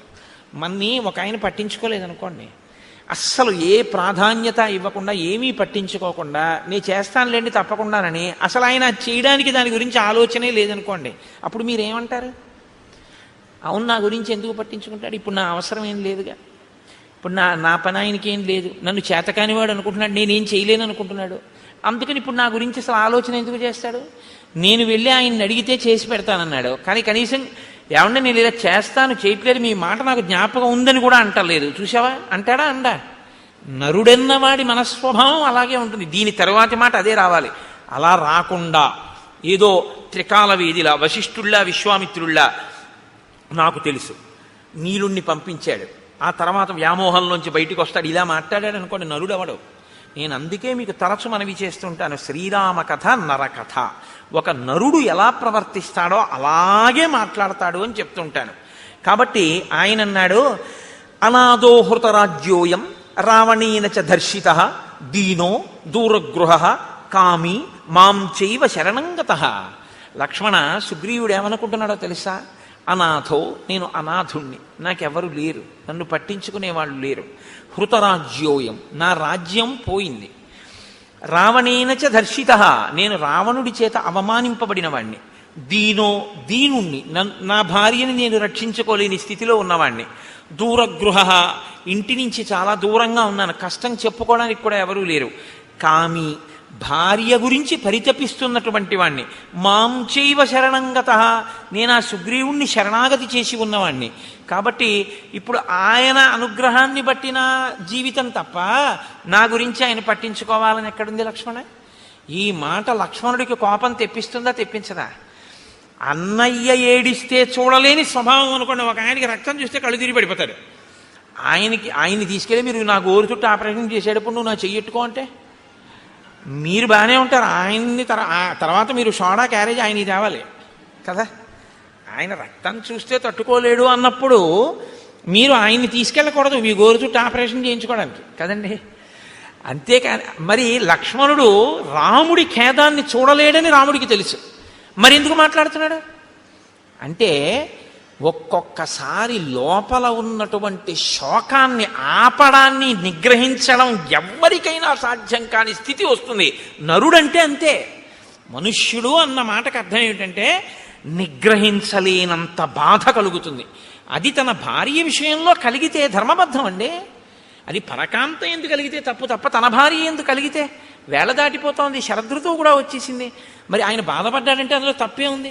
అటువంటప్పుడు నన్ను ఇలా పట్టించుకోలేదని మాట్లాడితే ఎంత సహజంగా పూర్ణమైన నరుడిగానే రాముడు మాట్లాడుతున్నాడు తప్ప ఒక ఈశ్వరుడిగా రాముడు ఎప్పుడూ మాట్లాడలేదు రామాయణంలో. కాబట్టి ఇత్యేతై కారణై సౌమ్య సుగ్రీవస్య దురాత్మనః అహం వానరరాజస్య పరిభూతః పరంతప. అదిగో ఆ దురాత్ముడైనటువంటి సుగ్రీవుడున్నాడే, నన్ను పట్టించుకోకుండా ఇలా అవమానిస్తున్నాడు. నేను ఈ ఊరు బయట పర్వత గుహలో ఇలా పడున్నాను. తం ప్రవిశ్యచ కిష్కింధాం బ్రూహి వానరపుంగవం మూర్ఖం గ్రామ్య సుఖే సక్తం సుగ్రీవం వచనాన్ మమ. నువ్వు కిష్కింధా నగరంలోకి వెళ్ళు, అంతఃపుర ప్రవేశం చేయి, ఆ సుగ్రీవుడి దగ్గరికి వెళ్ళు. గ్రామ్య సుఖం అంటే కేవలము కామోపభోగమే జీవితానికి ప్రయోజనంగా బతుకుతున్నటువంటి ఆ సుగ్రీవుడి దగ్గరికి వెళ్ళి వచనాన్ మమ, నా మాటగా చెప్పు. అర్ధినాం ఉపపన్నానాం పూర్వంచా వ్యపకారిణాం అశాం సంసృత్యయో హంతి సలోకే పురుషాధమః. మిత్రులైన వారి దగ్గర ఉపకారాన్ని పొంది ప్రత్యుపకారం చేస్తానని మాట ఇచ్చి చెయ్యవలసిన ప్రత్యుపకారాన్ని చెయ్యకుండా వేళ దాటిపోయినా దాని గురించి పట్టించుకొని వాడెవరున్నాడో వాడిని పురుషాధముడు అని లోకం పిలుస్తుంది. శుభం వాయది వా పాపం యోహి వాక్యం ఉదీరితం సత్యేన ప్రతిగృహ్ణాతి సవీర పురుషోత్తమ. ఆ చేసేటటువంటిది పాపమా పుణ్యమా అన్నది కూడా పక్కన పెట్టి మిత్రుడికి ఇచ్చినటువంటి మాటకి కట్టుబడి ఆ కార్యం చెయ్యడానికి ప్రయత్నించేవాడెవడో వాణ్ణి పురుషోత్తముడు అని పిలుస్తారు. కృతార్థాహ్యకృతార్థానాం మిత్రాణం న భవంతియే తాన్ మృతానపి క్రవ్యాదాహ కృతఘ్నాన్ నోపభుంజతే. ఎవరు మిత్రులు చేసిన ఉపకారము వలన తాను గట్టెక్కి మిత్రుణ్ణి గట్టెక్కించడానికి ఉపకారం చెయ్యవలసిన సమయంలో ఉపకారం చెయ్యకుండా ముఖం చాటేసి తిరిగి జీవితాన్ని వెళ్ళబుచ్చుకునే ప్రయత్నం చేస్తాడో అటువంటి వాడు మరణించిన తరువాత వాడి శరీరాన్ని కుక్కలు కూడా ముట్టుకోవు అని చెప్పు. నూనం కాంచన పృష్టస్య విహృష్టస్య మయారణే ద్రష్టుం ఇచ్చతి చాపస్య రూపం విద్యుద్గణోపమం. బంగారు మొనలతో ఉన్నటువంటి నా ధనస్సుని పట్టుకుని నేను మళ్ళీ యుద్ధభూమిలో నిలబడి వింటినారిని విప్పి ధనస్సుని వంచి వింటినారిని కట్టి నా అక్షయ బాణ తూణీరంలోంచి మెరిసిపోతున్న బంగారు బాణాన్ని వింటినారిని టంకారం చేసి బాణమును తొడిగి ప్రయోగించడానికి సిద్ధపడినప్పుడు వచ్చేటటువంటి పిడుగుల ధ్వనిని వినాలని సుగ్రీవుడు కోరుకుంటున్నాడేమో కనుక్కో. అంటే విడిచిపెట్టడానికి సిద్ధంగా లేనని చెప్పు. ఎంత మర్యాదగా ఉంటుందో చూడండి ఆ మాట. నిన్ను చంపేస్తాను అనడు. నా బాణపు అల్లెత్రాడు కట్టి బాణప్రయోగం చేయడానికి సిద్ధంగా ఉన్నప్పుడు నేను చేసేటటువంటి ధనుష్టంకారాన్ని యుద్ధభూమిలో వినాలనుకుంటున్నాడా అడుగు. అంటే శత్రువుగా నిలబడిపోవలసి వస్తుందని గుర్తుపెట్టుకోమ్మను అని కఠినంగా మాట్లాడ్డాం. ఆ మాటలో కూడా ఎంత సౌమ్యంగా ఉంటుందో, అప్పుడు కూడా ఎంత మాటలో ఎక్కడ మీకు అశ్లీలత కానీ అసలు ఆ మాటలో వ్యగ్రత కానీ కనపడవు. అంత అందంగా ఉంటుంది ఆయన మాట్లాడితే. అందుకే శ్రీరామాయణాన్ని బాగా చదివి రామాయణం బాగా జీర్ణమైనటువంటి వాళ్ళు కోపంతో మాట్లాడినా అందంగానే ఉంటుంది. ఎందుకంటే ఆ భాష అటువంటి సుసంపన్నమైన హృదయం అలవాటు అవుతాయి. కాబట్టి నచ సంకుచిత పంథ ఏన వాలీహతో గత సమయే తిష్ట సుగ్రీవ మా వాలి పదమన్వగాహ. వాలి విడిపోయినటువంటి మార్గం ఇంకా మూసుకుపోలేదు, తెరిచే ఉందని గుర్తు చెయ్యి. అలా వెళ్ళాలి అనుకోకపోతే తానన్న మాట నిలబెట్టుకోమన్నానని చెప్పు. వాలి వెళ్ళిన మార్గం మూసుకుపోలేదంటే అటు పంపిస్తానని చెప్పంటే వాలిటి వెళ్ళాడు, మృత్యువుని పొందాడు, అదే పొందుతాడని చెప్పు. ఆ మాట నోటితో అనడం. ఎందుకంటే మిత్రుడి విషయంలో అసలు ఆ మాట నోటి వెంట రాకూడదు. కాబట్టి ఎంత అందంగా మాట్లాడుతున్నాడో చూడండి. తన ధర్మం నుంచి తాను ఒక్క అడుగు తొట్టు పడకుండా నిలబడుతుంటాడు ఇప్పుడు. ఆ కోపంలో కూడా. అందుకే ఆయన మహానుభావుడు కోపం తెచ్చిపెట్టుకుంటాడు తప్ప కోపానికి వశుడు కాడాయన. ఆయన ఒక్క అరణ్యకాండలోనే అలా వశుడైంది. లక్ష్మణుడు చెప్పగానే మళ్ళీ మాట విన్నాడంతే. కాబట్టి అంత అందంగా ఉంటుంది ఆ మాట. కోపానికి వశుడైపోయినటువంటి వాడి వెర్రికేకలు, వాడి మాటలు, వాడి నోట్లోంచి వచ్చే ధూర్త ప్రలాపన ఇంకోలా ఉంటాయి. కోపాన్ని అదుపులో పెట్టుకుని తను ఎక్కడ మనస్సులో బాధపడుతున్నాడో దాన్ని అవతలవాడికి సందేశాత్మకంగా అందించాలనేటటువంటి ప్రజ్ఞ ఉన్నవాడి యొక్క వాగ్ధోరణి అనన్య సామాన్యంగా ఉంటుంది. భావము యొక్క వ్యగ్రత ఉంటుంది తప్ప భాష యందు వ్యగ్రత ఉండదు. భావము మాత్రం సుస్పష్టంగా ఉంటుంది, అందులో సందేహమే ఉండదు. కానీ భాష మాత్రం అమంగళకరమైనది కానీ అశ్లీలమైనది కానీ వినడానికి ఖేదంగా ఉండేటటువంటిది కానీ అటువంటి భాష వాడరు. ఎందుకో తెలుసా అండి? అక్షరములన్నీ కూడా పరాశక్తి యొక్క స్వరూపం. అమ్మవారి స్వరూపం ఇది వేరు. ఈ స్వరూపాన్ని స్థూల రూపం అంటారు. ఇది కాకుండా అమ్మవారికి ఒక రూపం ఉంటుంది. ఆ రూపం అక్షరాలన్నీ సంస్కృతంలో మాతృకలు అని పిలుస్తాం. ఆ అక్షరాలన్నీ ఏ ఉంటాయో ఆ అక్షరాలన్నీ అమ్మవారి యొక్క స్వరూపాలు. శబ్దము మనం అక్షరాన్ని ఉపయోగించడానికి నాలుకని తిప్పినప్పుడు ఉపయోగించేటటువంటి మాట ఉందే, అది ఆ శక్తి అమ్మవారి అనుగ్రహంతో పలుకుతాం అక్షరాలు. అందుకే అక్షరములే పదములవుతాయి, పదములు వాక్యములవుతాయి, వాక్యములలో అర్థం ఉంటుంది. మీరు అక్షరాల్ని ఎన్ని మాటలు దుర్వినియోగం చేశారో అన్ని మాటలు పరాశక్తి లెక్కలోకి తీసుకుంటుంది. వీడు నా స్వరూపాన్ని ఖేదపరిచాడు, అక్షర స్వరూపాన్ని దుర్వినియోగం చేశాడు అని.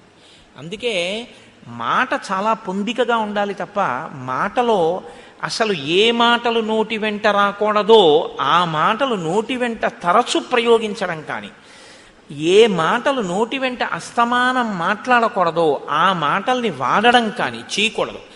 మాటకున్నటువంటి బలహీనత ఏమిటో తెలుసా అండి? మనసు పట్టుకుంటుంది. దానికి అదొక పెద్ద ఇబ్బంది. నేను మీతో చెప్పాక బలహీనత బలం అవే. మీరు చాలాసేపు మీకు రాకపోయినా మీరు అలా వినండి. ఆ గురు ప్రార్థన అదే పనిగా ఓ గంట సేపు విన్నారనుకోండి, అంతవరకు ఎందుకండి, పోనీ గురు ప్రార్థన కాసేపు వదిలేయండి, పోనీ ఏదో సంస్కృతంలో సంక్లిష్ట పదజాలంతో ఉందండి అంటారా, పక్కన పెట్టేయండి.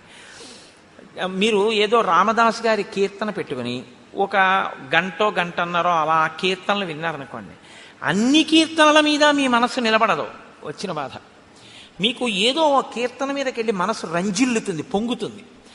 అది మీరు ఏం చేస్తారంటే రీప్లే నొక్కి మళ్ళీ వింటారు. అంతా అయిపోయిన తర్వాత ఒరే అదొక్కసారి మళ్ళీ పెట్టు అని మళ్ళీ వింటారు. అయిపోయిన తర్వాత మీరు తువ్వాలు ఆరేసుకోవడానికి వెళ్ళి తక్కువేమి మనకు రాముండొక్కడుండు వరకు అంటారా అనరా? మీకు సంగీతం వచ్చని అన్నారా? పట్టేసుకుంది నాలుక. మీరు చూడండి, నోట్లో ఆడుతోందిరా ఇవాళ ఇది పోవట్లేదు అంటాడు. మీరు వినకూడనిది విన్నా అంతే, పట్టుకుంటుంది. మీరు అదే పనిగా ఏవి వినకూడదో అవి వింటున్నారనుకోండి, అవే వస్తాయి. ఇవాళ దేశంలో ఉన్నటువంటి పెద్ద దౌర్భాగ్య స్థితి ఏమిటో తెలుసా అండి? నేను పదే పదే విమర్శించానని మీరు అనుకోవద్దు. ఇలా నొక్కితే మారేటటువంటి వాటిలో మీ కళ్ళ ముందు మీ చెవులకి ప్రధానమైనటువంటి ఇంద్రియాలన్నింటికీ కూడా మీరు అదే పనిగా పిల్లలకి విషాన్నే అందిస్తున్నారనుకోండి, వాళ్ళ మనసు ఎక్కడికి వెళ్ళిపోయి కూర్చుంటుంది? అక్కడే కూర్చుంటుంది.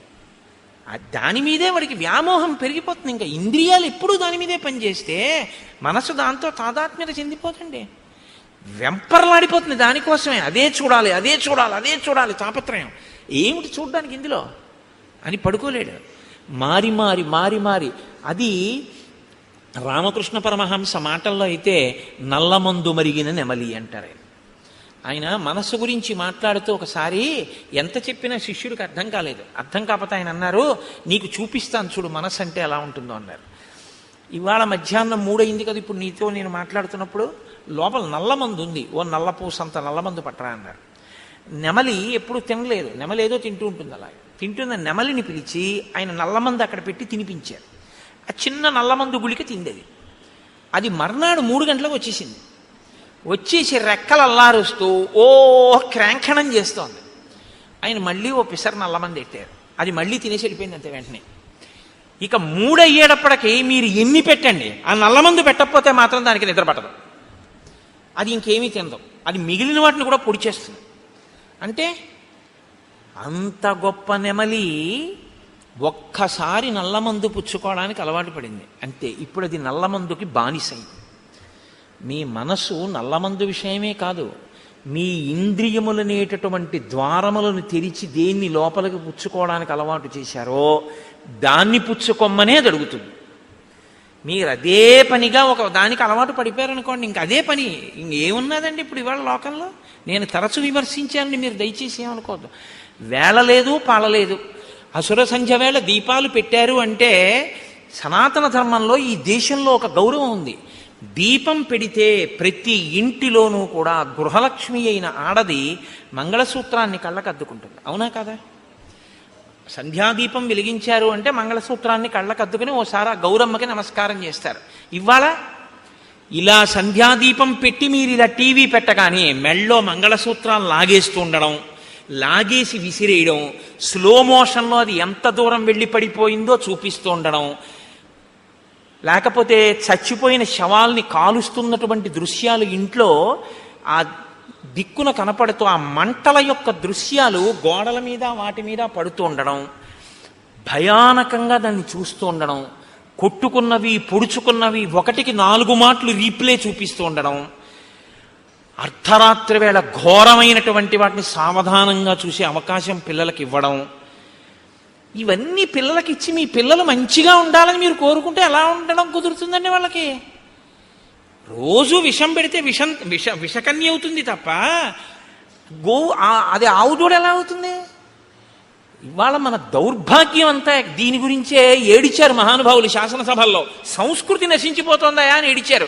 సంస్కృతి నశించిపోయాక నీకు భౌతిక భోగం ఎంతున్నా దానివల్ల ఉపయోగం ఏమీ ఉండదు. Scientific advancement without an iota of restraint is totally dangerous to the entire society. మీరు ఆలోచించండి నేను అన్నమాట. సెల్ ఫోన్ 2-వీలర్ మీద వెడుతూ మాట్లాడకూడదన్న నిగ్రహం లేనటువంటి వాడికి మీరు సెల్ ఫోన్ ఇచ్చి పంపిస్తే వాడికి వాడితో పాటు ఇంకో కుటుంబం అంతా ఆధారపడిన ఇంకో వ్యక్తి జీవితం కూడా ప్రమాదంలోకి వెళ్ళిపోతాయి. సైంటిఫిక్ అడ్వాన్స్మెంట్ తప్పనాలా, మనిషికి సెల్ఫ్ రెస్ట్రైంట్, తనని తాను నిగ్రహించుకోగలిగిన శక్తి లేకపోవడం తప్పనాలా? నిగ్రహం లేకపోవడం తప్పు. ఈ నిగ్రహం అస్తమానం నీకు ఎవడు నేర్పుతాడు? అంగుళం పోలీసుల్ని పెట్టి నీకు నేర్పుతారా? మనిషివి కాబట్టి నీకు ఉండాలి. మనిషిగా ఎలా బతకాలో రామాయణం చదివితే వస్తుంది. ఆ రామాయణం అందుకే మనుషుల్ని మనుషులుగా ఇబ్బంది లేకుండా బ్రతకగలిగినటువంటి స్థితి కావాలి అంటే మీరు ఏది చూడొచ్చో ఏది చూడకూడదో, మీ మనసు ఎందుకు పాడవుతుందో, మీ మనసు ఎందుకు పవిత్రం అవుతుందో మనోరంజకత్వం కోసం కావలసి ఉంటుంది. మనోరంజకత్వం అంటే నువ్వు కాసేపు సంతోషంగా ఉల్లాసంగా గడపాలి అంతే, అంతవరకే. ఒక్కొక్క దాని ప్రయోజనం దేని కొరకు అంటే దాని ప్రయోజనం అంతవరకే. నువ్వు ఉల్లాసంగా కాసేపు ఏదో బడలిపోయావు, కాసేపు ఏదో కాస్త ఉల్లాసంగా ఉండాలి. కాబట్టి ప్రమాదకరము కానటువంటి ఉల్లాసభరితమైనది చూడ్డానికి నువ్వు కొన్నింటిని వాడుకోవాలి. వినోదం హద్దుల్లో ఉండాలి. వినోదం హద్దులు దాటిపోయి వెళ్ళిపోయి మేము సమాజాన్ని బాగు చేయడానికి ఇవన్నీ తీయలేదన్న మాట నువ్వు అనకూడదు, తప్పని. దాని ప్రభావం సమాజం మీద ఉండి తీరుతుంది. నువ్వు ఆ మాట అంటే ఎలా అవుతుంది? కుదరదది.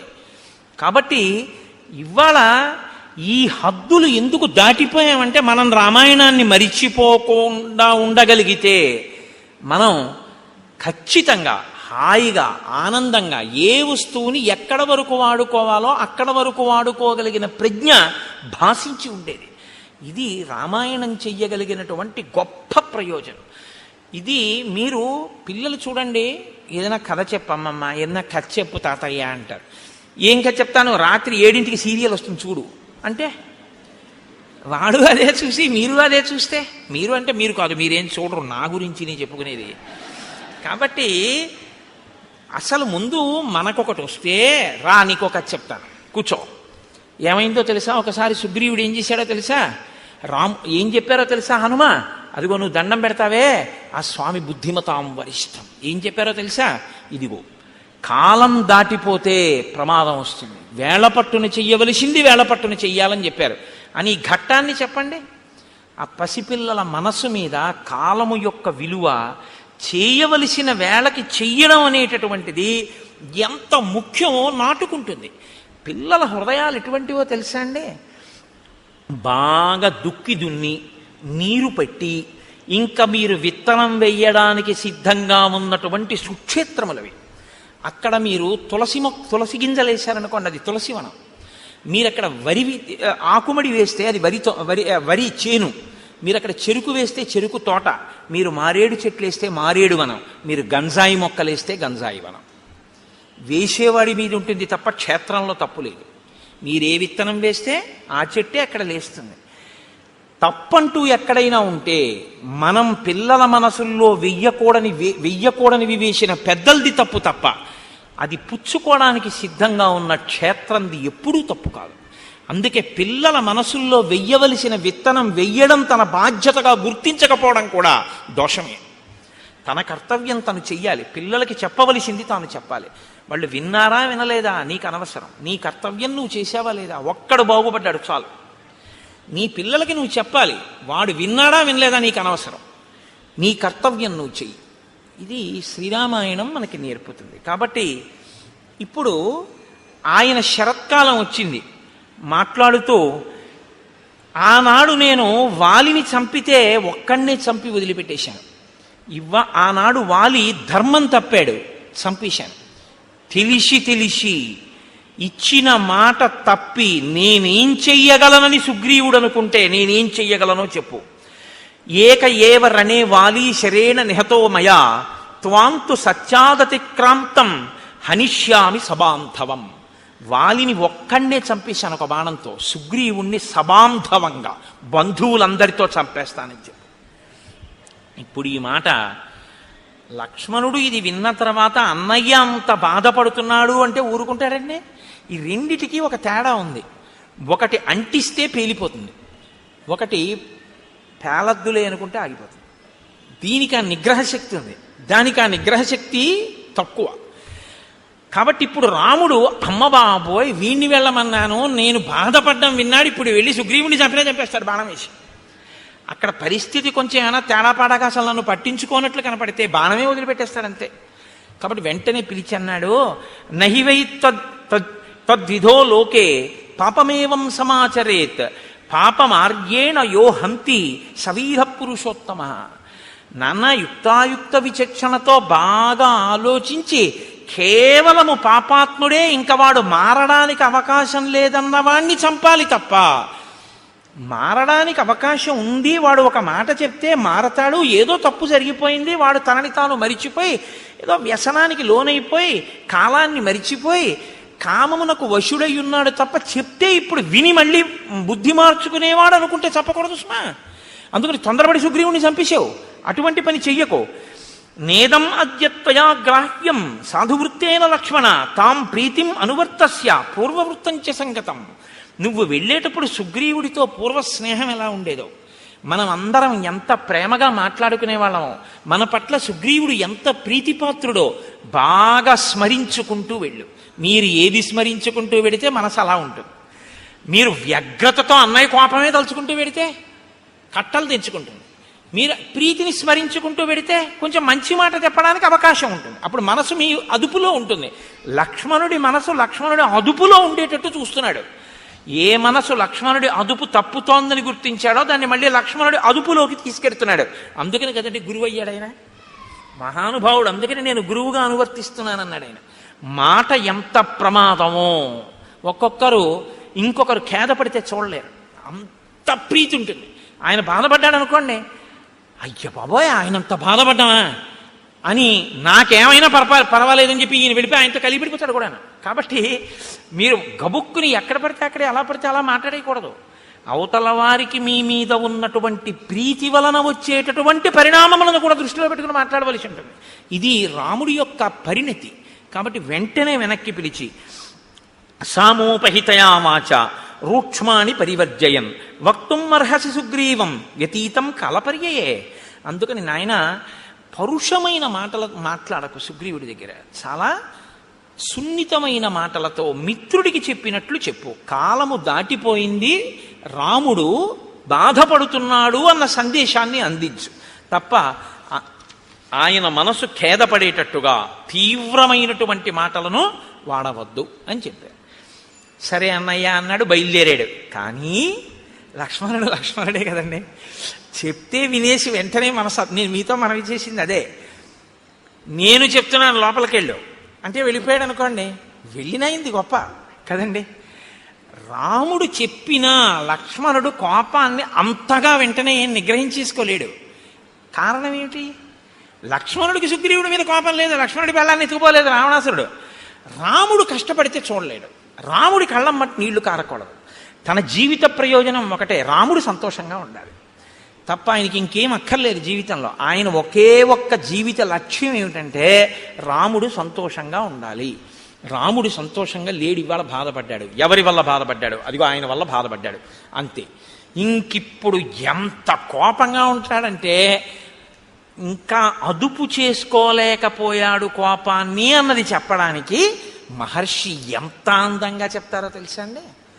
ఆయన బయలుదేరాట కిష్కింధకి వెళ్ళడానికి. ఎలా వెడుతున్నాడంటే సాల తాళాశ్వ కర్ణాంశ్చ తరసా పాతయాన్ బహూన్ పర్యస్యన్ గిరికూటాని ద్రుమానన్యాంశ్చ వేగతః శిలాశ్చ సకలీకుర్వన్ పద్భ్యాం గజ ఇవాశుగ దూరం ఏక పదం త్యక్త్వా యయౌ కార్యవశాదృతం.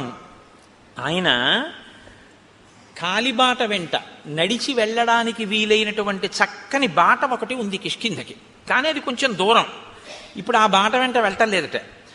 కోపించినటువంటి ఏనుగు ఎంత వేగంగా వెడుతుందో అలా బుసలు కొట్టుకుంటూ రుసరుసలాడిపోతూ పక్కన ఉన్నటువంటి అడ్డదారిలో వెళ్ళిపోతున్నట్ట. వెళ్ళిపోతున్నవాడు ఏం చేస్తున్నాడు? సాల తాళాశ్వ కర్ణాంశ్చ తరసా పతయన్ బహూన్. అక్కడ కనపడినటువంటి అనేకమైన వృక్షములను కూకటి వేళ్లతో పెకల్చేసి పైకి విసిరేస్తున్నట్టు. పర్వత శిఖరములు కనపడితే పరిగెత్తుకుంటూ వెళ్ళి ఆ శిఖరములను ఊపేసి వాటిని చేత్తో పట్టుకుని ఆకాశంలోకి విసిరేసి ముక్కు ఇలా అనుకుంటూ బుసలు కొడుతూ ఆ వెళ్ళిపోతున్నప్పుడు శిలాశ్చ శకలీకుర్వన్, అలా వెళ్ళిపోతూ చూడండి రాయి కనపడుతుంది, దాన్ని ఒక్క తన్ను తన్ని బదలు కొట్టేస్తున్నట్టు. ఎందుకు? తన దారిని తాను వెళ్ళాలి, కానీ ఒక్కొక్కటి చూడండి నడుస్తూ రాళ్ళు తంతుంటాడు, అది ఎవరి మీదకో వెళ్ళి తగులుతుంది. అలా శిలాశ్చ శకలీకుర్వన్, రాళ్ళు బద్దలైపోయేటట్టుగా తంతున్నట్టు వాటిని తంతు. పద్భ్యాంగజ ఇవాశుభ, అత్యంత వేగంతో వెళ్ళిపోతున్న ఏనుగుల దూరం ఏకపదం త్యక్త్వా, ఆ సౌకర్యంగా వెళ్ళగలిగినటువంటి మార్గాన్ని విడిచిపెట్టేసి యయౌ కార్యవశాద్ధృతం, పనిని సాధించుకోవడం కోసమని దగ్గర త్రోవలో వెళ్ళిపోతున్నట్ట. అంటే తనంత తాను అదుపు చేసుకోలేని కోపాన్ని సుగ్రీవుణ్ణి ఏమనద్దన్నాడు, సుగ్రీవుణ్ణి చంపద్దన్నాడు. ఇప్పుడు సుగ్రీవుణ్ణి చంపకుండా, సుగ్రీవుణ్ణి ఏమనకుండా నిగ్రహించుకోవాలంటే కోపాన్ని దేని మీద పెట్టాలి. అత్త మీద కోపం దొత్త మీద చూపించారంటారు. ఆఫీస్లో బాస్ని ఏమనలేక ఇంట్లో వచ్చి భార్యను తిడుతుంటాడు ఒక్కొక్కడు, అలా ఉంటుంది. అందుకని చెప్పి ఇప్పుడు సుగ్రీవుణ్ణి ఏమనకూడదు కాబట్టి పాపం చెట్లు ఏం చేసాయి, వాటిని పీకేస్తున్నాడు. పర్వత శిఖరాలు ఏం చేసాయి, వాటిని పీకేసేసి ఆకాశంలోకి విసిరేస్తున్నాడు.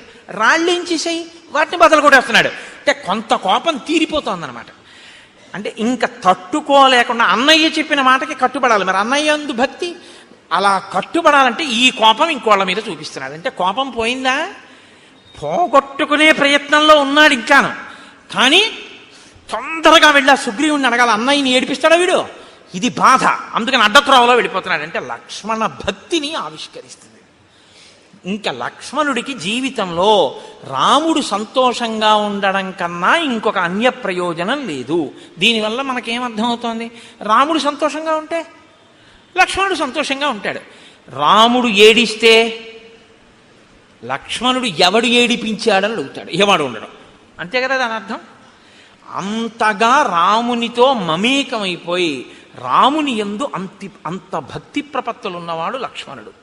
కాబట్టి ఇప్పుడు ఆయన గబగబా బయలుదేరి ఆ కిష్కింధా సామ్రాజ్యం దగ్గరికి వెళ్ళాడు. బుసలు కొడుతూ ఊగిపోతూ ధనస్సు పట్టుకుని బాణాలు పట్టుకుని వస్తున్నటువంటి ఆ లక్ష్మణమూర్తి యొక్క స్వరూపాన్ని, ఆ నగరాన్ని కాపు కాస్తున్నటువంటి కొన్ని వేల మంది వానర యోధులు చూశారు. చూసి వాళ్ళు అదేమిటి అంత వేగంగా వచ్చేస్తున్నాడని ఆయన్ని చూసి భయపడి అటు ఇటు చెల్లాచెదరైపోయారు. కొంతమంది ఏమిటి యుద్ధానికి వస్తున్నాడు అని ఒక మహానాదం చేశారు. కానీ తేజోమూర్తి అయిన లక్ష్మణుని యొక్క ఆ ఉద్ధతికి తట్టుకోలేక వాళ్ళందరూ దూరంగా పరిగెత్తి పారిపోయారు. సుగ్రీవుడు మాత్రం లోపల అంతఃపురంలో తారతో రుమతో వానరకాంతలతో విశేషంగా మధుపానం చేసి హారములన్నీ చెదిరిపోయి కనుగుడ్లు తిరుగుడు పడుతుండగా ఆ కామోపభోగము యందు రమిస్తున్నటువంటి వాడై ఉన్నాడు. అందుకని పైన ఏం జరుగుతోందో గ్రహించగలిగినటువంటి మనసు ఆయనకి లేదు. ఆయన మనసుని ఆయనే అటువంటి నిద్రావస్థలోకి ఆయన కోరుకున్న దాని పట్ల ఉద్రేకం పొందేటట్టుగాను ఆయన దాన్ని తయారు చేసుకున్నాడు. ఈశ్వరుడు చక్కని మనస్సుని మీకిచ్చి స్పందించగలిగిన శక్తితో కూడిన ఒక చక్కటి దాన్ని మీకు ఇచ్చాడనుకోండి, దాన్ని ఉత్ప్రేరకములతో మీకు కావలసిన రీతిలో ఉద్రేకపడేటట్టు మీరు తయారు చేసి స్పందించగలిగిన శక్తి దానికి చంపేస్తే ఈశ్వరుడిదా దోషం మందా? మనది.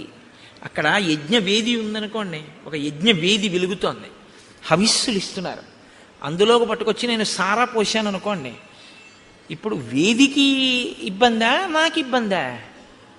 వేదికేమండి, ఆ వేదికేమవదు, అప్పటికి అపవిత్రం అవుతుంది. మళ్ళీ ఏదో ప్రాయశ్చిత్త కర్మ చేసి యజ్ఞం చేస్తారు. కానీ పోషిన నేను నాకిక నిష్కృతి ఏముంది? ఇక్కడ స్వయంగా పరమేశ్వరుడే కూర్చుని అగ్నిహోత్ర జ్వాలగా వెలుగుతున్నాడు. వెలిగి మనం వేసిన పదార్థాలన్నిటినీ ఆయన పచనం చేస్తున్నాడు. పచనం చేసి నెత్తుటిగా మార్చి దీంట్లోకి ప్రవహింపచేసి తెల్లవారేటప్పటికి పిప్పిని విసర్జించడానికి వీలుగా సిద్ధం చేస్తున్నాడు. నేను నిద్రపోతానేమో కానీ ఆయన నిద్రపోడు. అహం వైశ్వానరో భూత్వా ప్రాణినాం దేహమాశ్రిత ప్రాణాపాన సమాయుక్తం పచాన్యన్నం చతుర్విధం. ఆ అగ్నిహోత్రం వెలుగుతూనే ఉంటుంది. నేను నిద్రపోవచ్చు. ఆయన రాత్రి నేను తిని పడుకున్న దాన్ని లోపల యజ్ఞాగ్ని యందు పచనం చేసి దగ్ధం చేసి శక్తినిచ్చి పిప్పిని తెల్లవారేటప్పటికి సిద్ధం చేస్తాడు. అటువంటి అగ్నిహోత్రంలో మీరు పొయ్యకూడంది పోశారనుకోండి, ఇప్పుడు లోపల అగ్నిహోత్రానికి ఇబ్బందా, ఈశ్వరుడి ముఖం మీద పోసినందుకు నువ్వు పాపాన్ని మూటగట్టుకుంటున్నావా? ఆ తత్వాన్ని పరిశీలనం చెయ్యగలిగితే మీరు చెయ్యలేరు. బలహీనత నుంచి బయటపడడానికి ఒకే ఒక్క ఆధారం ఏమంటే అది ఎటువంటి అపచారమో మీరు గుర్తించడమే. అది అపచారము అని మీరు గుర్తించగలిగితే, మీ మనసు పట్టుకోగలిగితే ఇక మీరు చేయలేరు. అదే మనసు తిరగబడుతుంది, వద్దు వద్దు తప్పిది, అలా ఎలా చేస్తావు అంటుంది. అలా ఎలా చేస్తావు అని అన్ననాడు మీరు ఇంక చేయలేరు. అలా ఎందుకు చేస్తావని ఎంతమంది చెప్పినా మీరు చేయకుండా ఉండలేరు. మీరు నా మాట పట్టుకున్నారో లేదో? మీరు పట్టుకున్నారని నేను అనుకుంటున్నాను. ఇంకా మళ్ళీ ఇన్ని మాటలు మళ్ళీ మళ్ళీ అవక్కర్లేదు, ఎందుకంటే మీరు ప్రాజ్ఞులు కనుక. ఇప్పుడు ఆ లోపలికి వెళ్ళినటువంటి ఆ లక్ష్మణుడు అంగదుణ్ణి చూశాడు. అంతఃపురం బయట అంగదుడు ఉన్నాడు. అంగదుణ్ణి పిలిచన్నాడు, సోంగదం రోషతాం రాక్ష సందిదీశ మహాయశాః సుగ్రీవ కథ్యతాం వత్స మమాగమనమిచ్యుత ఏష రామానుజ ప్రాప్త త్వత్సకాశం అరిందమ భ్రాతుర్వ్యసన సంతప్తో ద్వారి తిష్టతి లక్ష్మణ తస్య వాక్యే యది రుచి క్రియతాం సాధు వానర ఇత్యుక్త్వా శీఘ్రమాగచ్చ వత్సవాక్యమరిందమ. నువ్వు లోపలికి వెళ్ళి నీ పినతండ్రి అయినటువంటి సుగ్రీవుడితో ఒక మాట చెప్పు.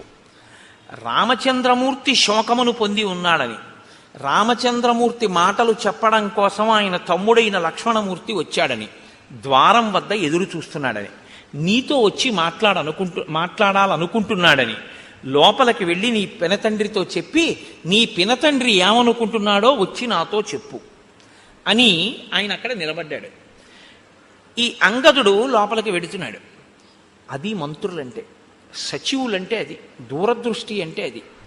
ప్లక్షుడు ప్రభావుడు అనబడేటటువంటి ఇద్దరు మంత్రులు కూడా అంగదుడితో పాటు లోపలికి వెళ్ళారు. మంత్రులు లోపలికి వెడితే దాన్ని ఎవరో అభ్యంతర పెట్టడానికి వీలుండదు.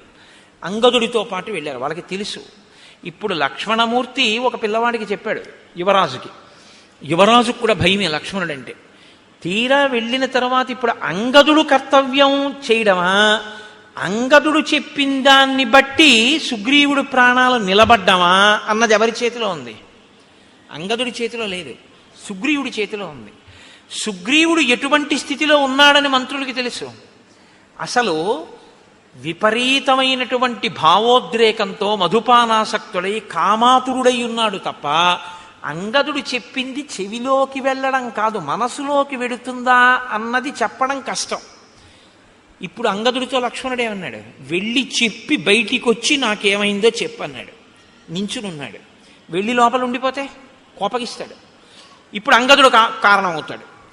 అంగదుడు వెళ్ళి చెప్పిన తర్వాత చెప్తాడు, అయ్యా బయట లక్ష్మణమూర్తి ఎదురు చూస్తున్నారు, మీతో మాట్లాడతారట. తప్ప తాగి తూల్తూ అంతమంది కాంతలతో రమిస్తున్నటువంటి సుగ్రీవుడు అని ఊరుకున్నాడు అనుకోండి. ఎన్ని మాటలు చెప్తాడు? రాజు కాబట్టి తిరిగి వచ్చి ఆయన మధుపానం చేస్తున్నాడు, భార్యలతో క్రీడిస్తున్నాడు, నేను చెప్పాను కానీ ఆయన చెవికి ఎక్కినట్టు లేదు అన్నాడు అనుకోండి. ఏ సుగ్రీవుడు బతుకుతాడా? ఇక బతకడు. ఈ దోషానికేగా కాలం దాటిపోయింది. కాబట్టి ఇప్పుడు అంగదుడు వచ్చి చెప్పడం కాదు, అంగదుడు వచ్చి చెప్పే లోపల సుగ్రీవుడి ప్రాణములు నిలబడేటట్టుగా చెయ్యాలి ముందు. కాబట్టి వీళ్ళని వెళ్ళమనలేదా కాదు, ప్రభు ప్రాణములను కాపాడడం అన్నది అంగదుడు వెళ్ళి రావడంలో ఉంది. కాబట్టి పిల్లాడి మీద వదిలేసి పెద్దవాళ్ళు కూర్చోవడం కాదు, చెప్పినా చెప్పకపోయినా తాము వెళ్ళాలి, వెళ్ళి ప్రభువుని రక్షించుకోవాలి. ఇప్పుడు ఇది ఒక క్లిష్ట పరిస్థితి వచ్చింది కాబట్టి అందుకని వెళ్ళారు వాళ్ళిద్దరూ లోపలికి. అంటే మంత్రులు అన్న వాళ్ళ యొక్క నడవడి ఎలా ఉండేదో, ఎంత గొప్పగా ప్రవర్తించేవారో, ఎంత దూరదృష్టితో వాళ్ళు ఉండేవారో ఒక సంఘటనని చూస్తే శ్రీరామాయణాన్ని పరిశీలనం చేస్తున్నప్పుడు ఆశ్చర్యంగా ఉండదు. పెద్దరికము అన్న మాట యొక్క బాధ్యత, కర్తవ్యం ఏమిటో. పెద్దరికం ఉన్నవాడు విషయాన్ని మనసులో పెట్టుకుని అది పగలకుండా ఎలా రక్షించాలో, ఎంత జాగ్రత్తగా తాను ప్రవర్తించవలసి ఉంటుందో. రామాయణం చదివితే మీకు అటువంటి ఆలోచన ధోరణి అలవాటు అవుతుంది. పెద్దరికం అన్న మాట పెద్దరికంగా నిలబెట్టుకోవడం అలవాటు అవుతుంది. కీర్తి కోసం పెద్దరికం కాదు. ఏరా ఇంతసేపు అయింది, నువ్వు నమస్కారం పెడతావో లేదో అని చూస్తున్నాను, నేనెందుకు కనపడతాను రా అండం కాదు పెద్దరికం అంటే. వస్తున్న ఇబ్బందుల్ని కడుపులో పెట్టుకుని అవి పగలకుండా రక్షించగలిగినటువంటి నైపుణ్యంతో ప్రవర్తించగలగడం పెద్దరికం. అది నీకు ఉండాలి. అంతేగాని పెళ్లిలో మనం చూస్తుంటాం, కొంతమంది కాలు మీద కాలేసి కూర్చుంటారు. ఏ మనవడి వరసవాడో ముని మనవడి వరసవాడో అలా వెళ్తుంటాడు. వీళ్ళు పలకరించరు. అంటే వీళ్ళు పలకరిస్తే వీళ్ళ మర్యాద పోయినట్టు. పాపం ఆ పిల్లాడేదో అటు ఇటు తిరిగి అందరినీ పలకరించి ఒక గంట పైకి మీ తాతగారు అదిగోరా అంటారు. వచ్చి తాతయ్య నేను ఇదిగో ఇప్పుడే వచ్చాను, తాతయ్య బాగున్నావా అంటాడు. చూస్తున్నాను రా, 11ంటికి వచ్చావు, 1 గంట అయింది, తాత ఇప్పుడు కనపడ్డాడు నీకంటాడు. నువ్వు చూసావుగా, నువ్వెందుకు వెళ్ళి పలకరించవు? కాల్సనా నీ పెద్దరికం? మనవణ్ణి చూసి నువ్వు వెళ్ళి పలకరించలేవు? ఏమిటి నీ పెద్దరికం? నీకు నమస్కారం చేయాలని నువ్వు అనుకుంటే రోడ్డు పక్క పెరిగిన చింత చెట్టుకి నమస్కారం చేయాలి, నీకన్నా ముందు పుట్టింది అది. వయస్సు వల్ల కాదు పరిణితి, జ్ఞానము వలన పరిణితి, నీ ప్రవర్తన వలన పరిణితి. అన్ని వేళలా వయస్సుతో పెద్దరికాన్ని గౌరవించడం కూడా చాలా కష్టంగా ఉంటుంది. ఆ పరిణితిని సంతరించుకోకపోతే ఆ పెద్దరికాన్ని భరించడం కష్టం. కాబట్టి పెద్దరికం వయస్సుతో పాటు అనుభవాన్ని పెంచుకోవాలంటే ఒక్కటే రామాయణం చదువుకోవడమే. రామాయణం బాగా చదువుకుంటే ఇలా ఉండాలన్నమాట అని బాగా అర్థమవుతుంది. ఎక్కడ ఏ పరిస్థితి ఉందో అక్కడ తాను చొరవ తీసుకుని వెళ్ళి, నాన్న ఇలా కాదు ఇలా చెయ్యి అని చక్కగా చెప్పి కార్యం బాగా జరిగేటట్టు చేసి, నా పెద్దరికం నిలబడింది చక్కగా చేయించేశాను కదా అని పొగట్ట కోసం ఆశించకుండా నువ్వు వెళ్ళిపోతావు అంతే సంతోషంగా. అది పెద్దరికం అన్న మాటకు అర్థం. తప్ప నాకేమిస్తారు దీనివల్ల, నాకేమొస్తుంది ప్రయోజనం దీనివల్ల, ఇక్కడ నా పెద్దరికం గుర్తించారా లేదా? కొంతమంది చూడండి, చాలా ఆశ్చర్యంగా ఉంటుంది. బ్రహ్మస్థానంలో ఒక ఆయన కూర్చుంటాడు, ఆయనకి తెలియదండి వైదిక మార్గం, ఆయన చేయిస్తాడు. కాదు, ఆవిడ ప్రత్యేకం ఓ చిన్న చాపం ఒకేసుకు అక్కడ కూర్చుంటుంది. కూర్చుని మా ఇంట్లో అది అలవాట్లేదు, అది వద్దంటుంది. అదేమిటమ్మా, వేదప్రోక్తం అమ్మా, ఇది చెయ్యాలి, మాకు అలవాట్లేదు, వీల్లేదంటుంది. ఏం తెలుసు, ఏం తెలియదు, ఏం తెలియకపోయినా ఎందుకు అలా అనడం అంటే పెద్దరికం. అలా చేయిస్తే తన పెద్దరికం నిలబడిందని ఓ సంతోషం. ఇప్పుడు అది చేపి కొంచెం అలా కుదరదులేమ్మా, నువ్వు ఊరుకో అమ్మా చేయని అన్నారనుకోండి, ఇంకా నేను ఎందుకని పెట్టేసేది తీసుకుంటుంది ఆవిడ. అదేమిటి పెళ్ళింట్లో నేను అలా చెయ్యొచ్చా, ఇదేం పెద్దరికం అని ఉండదు. మీరు జాగ్రత్తగా గమనించండి, నేను ఎవరి మీద ఆక్రోశంతో మాట్లాడటం లేదు. పెద్దరికం అన్నది దేనికి పనికి రావాలంటే తనకన్నా వెనక పుట్టిన వాళ్ళ సంతోషానికి పనికి రావాలి. తనకన్నా వెనక పుట్టిన వాళ్ళందరినీ ఏడిపించడానికి పనికొచ్చిన పెద్దరికం కాల్సనా దేనికండి? అది అలా ఉండకూడదు, తప్పది. నేను రామాయణం చెప్తూ అలాగే చెప్పగలను, ఇంకోలా చెప్పడం నా చేత కాదు. ఒకవేళ నేను చెప్పింది అంత బాగుండకపోతే నన్ను క్షమించండి. కాబట్టి ఇప్పుడు అంగదుడు లోపలికి వెళ్ళాడు, ఆయనతో పాటు మంత్రులు కూడా వెళ్ళారు. ఇప్పుడు వెళ్ళినటువంటి అంగదుడు సుగ్రీవుని యొక్క కాళ్ళకి నమస్కారం చేశాడు, తారకాళ్ళకి నమస్కారం చేశాడు, రుమకాళ్ళకి నమస్కారం చేశాడు. అంటే ఇద్దరు భార్యలతోటి శయనాగారంలో బాగా మధువు సేవించి తానుండడం కాదు, ఆయన భార్యలు కూడా సేవించి ఉన్నారు, ఆ స్థితిలో ఉన్నారు. అటువంటి చోట ఒక కొడుకు వెళ్ళి నమస్కారం పెట్టి మాట్లాడడానికే చాలా ఇబ్బందిగా ఉంటుంది. మీరు ఆలోచించండి. నేను ఒక్క మాట చెప్తా, అంతకన్నా దాటి చెప్పడం నా సంస్కారానికి కూడా ఇష్టం ఉండదు. వాళ్ళు తల్లులు, ఆయన తండ్రి, వాళ్ళు అలా ఉండగా ఓ కొడుకు వెళ్ళి నమస్కారం చేయడం అన్నది ఆయనకి ఎంత బాధగా ఉంటుంది మీరు ఆలోచించండి. ఇంకొకప్పుడు ఇలా ఉండకుండా ఉంటాడు, వెళ్ళి చెప్తాను మా నాన్నగారికి అనడానికి అలా ఉండకుండా తండ్రి ఉంటాడన్న నమ్మకం లేని స్థితిలోకి వెళ్ళిపోయి ఉన్నాడు ఆయన. కాబట్టి ఇప్పుడు లక్ష్మణుడికి చెప్పుకోలేడు అంగదుడు. ఇది చిన్నపిల్లల్ని ఇబ్బంది పెట్టే పెద్దరికంగా మారడం అంటే. కాబట్టి ఇప్పుడు పాపం అలాగే వెళ్ళి నమస్కారం చేశాడు. నమస్కారం చేసి అంజలి ఘటించి చెప్పాడు, లక్ష్మణమూర్తి కోపంగా ఉన్నారు, రాముడు శోకంతో ఉన్నట్ట, ఆయన చెప్పమన్నది చెప్పడానికి వచ్చాడు, ఎదురు చూస్తున్నాడు, నిన్ను కలుస్తానంటున్నాడు, నన్ను వచ్చి ఏ మాట చెప్పమన్నాడు, కాబట్టి నేను ఏం చెప్పను అని అడిగాడు. ఈయన చెప్పిన మాట ఆయన మనసులోకి వెళ్ళలేదు, ఆయన తలకెక్కలేదు. ఎందుకు ఎక్కలేదంటే ఆయన మనసు ఇక్కడ లేదు, ఇంకొక దాని యందు అనురక్తమై ఉంది. కాబట్టి ఇప్పుడు ఆయన వినే స్థితిలో లేడు. ఇప్పుడు కాసేపు మీరు ఆ పనులు ఆప్ చేసి వినండి అనే స్థితిలో కొడుకు లేడు. చూడండి, ఆ వ్యసనము హనుమ చెప్పింది ఇదే కదా, వచ్చేసిందా లేదా ఆ పరిస్థితి? చూస్తుండగా వచ్చేసింది అంతే. ప్రాణ సంకటంలోకి వెళ్ళిపోయాడు సుగ్రీవుడు. ఇప్పుడు ఈశ్వరానుగ్రహం పనిచేసింది. కేవలం మిత్రుడు చంపకూడదు అనుకున్న రాముని యొక్క అనుగ్రహమే బహుశా సుగ్రీవుణ్ణి కాపాడింది. లక్ష్మణుని యొక్క కోపంతో లక్ష్మణుడు దగ్గరికి వచ్చి అంగదుడు మాట చెప్పిన తరువాత లోపలికి వెడదామని ముందుకు నడిచొస్తున్నటువంటి లక్ష్మణుణ్ణి చూసి భయపడిపోయినటువంటి కొన్ని వేల వానరములు ఏకకాలంలో ఒక పెద్ద నాదం చేశాయి.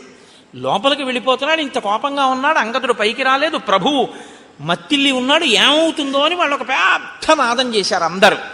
ఇన్ని వేల వానరములు ఒక్కసారి నాదం చేస్తే సుగ్రీవుడు ఉలిక్కి పడ్డాడు. అంటే ఆయన ఎంత తాగి ఉన్నాడో, ఎంత మత్తులో ఉన్నాడో మీరు ఆలోచించారు. ఇప్పుడు ఆయన ఉలిక్కి పడి సచివుల్ని పిలిచాడు. అందుకొచ్చారు ఆ ప్లక్షుడు ప్రభావుడు. వెంటనే మంత్రుల దగ్గరికి వచ్చారు. అన్నాడు, ఎందుకు అలా అరుస్తున్నారు వానరులు అని అడిగాడు. అప్పుడు వాళ్ళు చెప్పారు, ఎందుకు అరుస్తున్నారేమిటి? లక్ష్మణమూర్తి వచ్చాడు, రాముడు కోపంగా ఉన్నాడు, రాముడు శోకిస్తున్నాడు, సందేశం పట్టుకొచ్చాడు, నీతో మాట్లాడతాట, నీ దగ్గరికి వస్తాట, ఏం చెప్పమంటావు అని అడిగాడు. అడిగితే ఇప్పుడు అన్నాడు, సర్వదా సుకరం మిత్రం దుష్కరం పరిపాలనం అనిత్యత్వాచ్చ చిత్తానాం ప్రీతిరల్పేపి భిద్యతే. నేను రాముని పట్ల ఏ అపచారము చేయలేదు, రాముడి పట్ల ఒక్క మాట తప్పుగా మాట్లాడలేదు.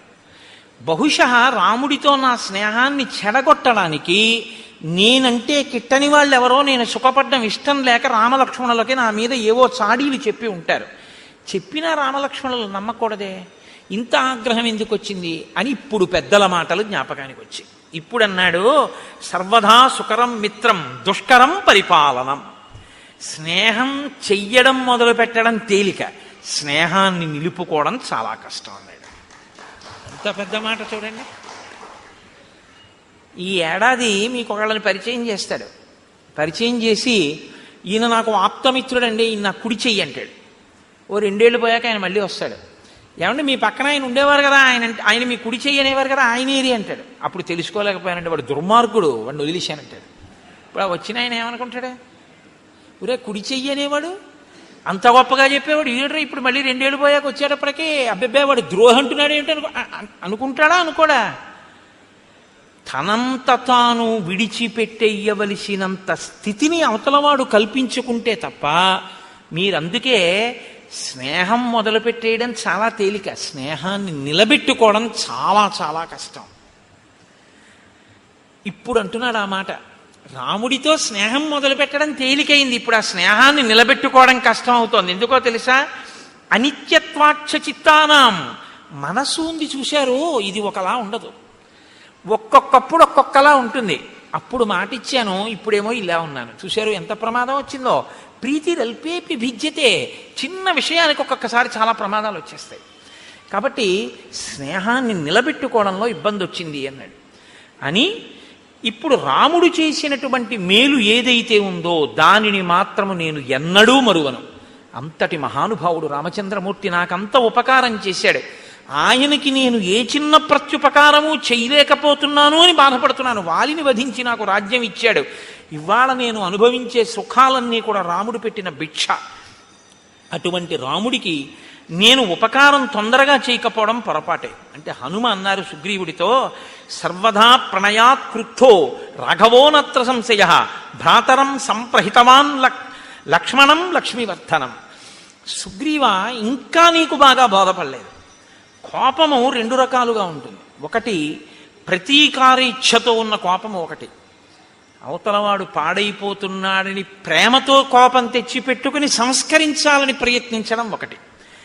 రాముడిది ప్రతీకారేచ్ఛతో కూడుకున్నటువంటి కోపం కాదు, ప్రతీకారేచ్ఛతో కూడుకున్నదైతే ఇంకోలా ఉంటుంది. ఇది ప్రణయాత్ క్రుద్ధో, ప్రేమతో కూడిన కోపం. ప్రేమతో కూడిన కోపాన్ని ప్రేమతోటే అర్థం చేసుకోవాలి తప్ప ప్రేమతో కూడిన కోపాన్ని ఇంకొకలా అర్థం చేసుకోకూడదు. కాబట్టి రాముడికి నీ మీద ఎంత ప్రేమ ఉందో అర్థం చేసుకో. ఆయనంత కోపంగా మాట్లాడినా ఇప్పుడు లక్ష్మణుడు వచ్చేదో చాలా కోపంగా ఉన్నాడని మాట్లాడతాడు. నువ్వేం చేయాలో తెలుసా? ఎంత ప్రేమ లేకపోతే నా మీద ఒక బాణం వెయ్యగలిగిన వాడు వెయ్యకుండా ఇలా కబురు చేశాడు అని అంజలి ఘటించి వినాలి తప్ప నువ్వు నన్ను ఇలా అంటాడా అనకూడదు. ఆ ప్రేమ నిన్ను ఉద్ధరించడానికేనయా కోపం. ఈ శ్లోకం కానివ్వండి ఇవాళ సమాజంలో సరిగ్గా జీర్ణమైతే చాలా మంది మధ్య విభేదాలు, చాలా మంది మధ్య దెబ్బలాటలు, చాలా చాలా ఆత్మహత్యలు ఆగిపోతాయి. అమ్మ దెబ్బలాడితే ఆత్మహత్య ఏమిటండి? నాన్నగారి దెబ్బలాడితే ఆత్మహత్య ఏమిటి? భర్త దెబ్బలాడితే ఆత్మహత్య ఏమిటి? భార్య పుట్టింటికి వెళ్ళి రావడం ఆలస్యం అయితే భర్త ఆత్మహత్య చేసుకోవడం ఏమిటి? అంటే అవతలవారు ఒక మాట అన్నప్పుడు ప్రేమతో అన్న మాటని ప్రేమగా స్వీకరించగలిగినటువంటి లక్షణం కోల్పోతే ఏమైపోతుందంటే అవి ఎప్పుడు పిటపిటలాడుతూ ఉంటాయి తప్ప సంబంధాలు వాటికి అనురక్తి, ఆర్ద్రత అన్న తడి అంటి ఉండవు ఆ సంబంధాలకి. అవి ఎప్పుడు ఎండిపోయినటువంటి వేయించేసినప్పుడల్లా ఉంటాయి. మీరు ఎక్కడ ముట్టుకున్న పలుక్కుని విరిగిపోతుంది. అలా ఉండకూడదు. చక్కగా ముట్టుకుంటే తడితో ప్రేమ అన్న తడి తగలడం వల్ల మీరు ముట్టుకుంటే సాగేటటువంటి గుణం కలిగినటువంటిదై ఉండాలి. మీరు ఎంత దాన్ని స్వీకరిస్తే అంత మధురిమ దాంట్లోంచి రావాలి. మీరు ఒక ద్రాక్ష పండుని మంచి ఎండాకాలంలో ఫ్రిడ్జ్లోంచి ద్రాక్ష పళ్ళ గుత్తొకటి తీసి తొక్క కూడా తీయవలసిన అవసరం లేకుండా ఉన్నటువంటి పండు కదా, దాన్ని తీసి ఇలా నోట్లో వేసుకుని పెదవుల మధ్య పెట్టి నొక్కండి, పళ్ళ మధ్య పెట్టి నొక్కండి, బుగ్గ కింద పెట్టి నొక్కండి, ఇలా పెట్టి వేళ్లతో నొక్కుకోండి. అది తీయటి చల్లటి రసాన్ని చిమ్ముతుంది మీ మీద. కొన్ని కొన్ని అనుబంధాలు అలా ఉండాలి. వాటిని అలా అర్థం చేసుకోవాలి. ఒక్కొక్కసారి దెబ్బలాడారనుకోండి, ఓ ఎందుకు దెబ్బలాడి ఉంటారు, ఎంత ప్రేమైకమూర్తి నా ఎందు ఇలా అన్నారంటే ఆయనకి ఎంత ఆర్తితో అంటున్నారో అన్న విషయాన్ని అర్థం చేశాను. ఒక్కొక్కసారి ఆవిడంటుంది కోపంతో, ఆవిడ కోపంతో అంటే ఓ నా ఎందు ఎంత ప్రేమ కలిగింది, ఎంత పిచ్చిది నేనంటే ఆ ప్రేమలో అంటుంది అని దాన్ని మీరు ప్రేమగా స్వీకరించాలి. అంతేకాని నన్ను అంత మాట అంటుందా? 1947లో పెళ్ళైన కొత్తల్లో ఇలాగే 57, 67, 77 దిక్కుమాలవన్నీ గుర్తు తెచ్చుకొని అక్కడి నుంచి ఇంకా వారం రోజులు మాటలు మానేసి కంచాలు విసిరేసి నానా అల్లరి చేసేసుకుని ఇల్లు యమలోకం కింద చేసుకుని ఆ తర్వాత ప్రారంధం ఎవరు అనుభవించాలి? వీళ్ళిద్దరే అనుభవించాలి. ఎందుకంత కోపం? ప్రణయాత్కృత.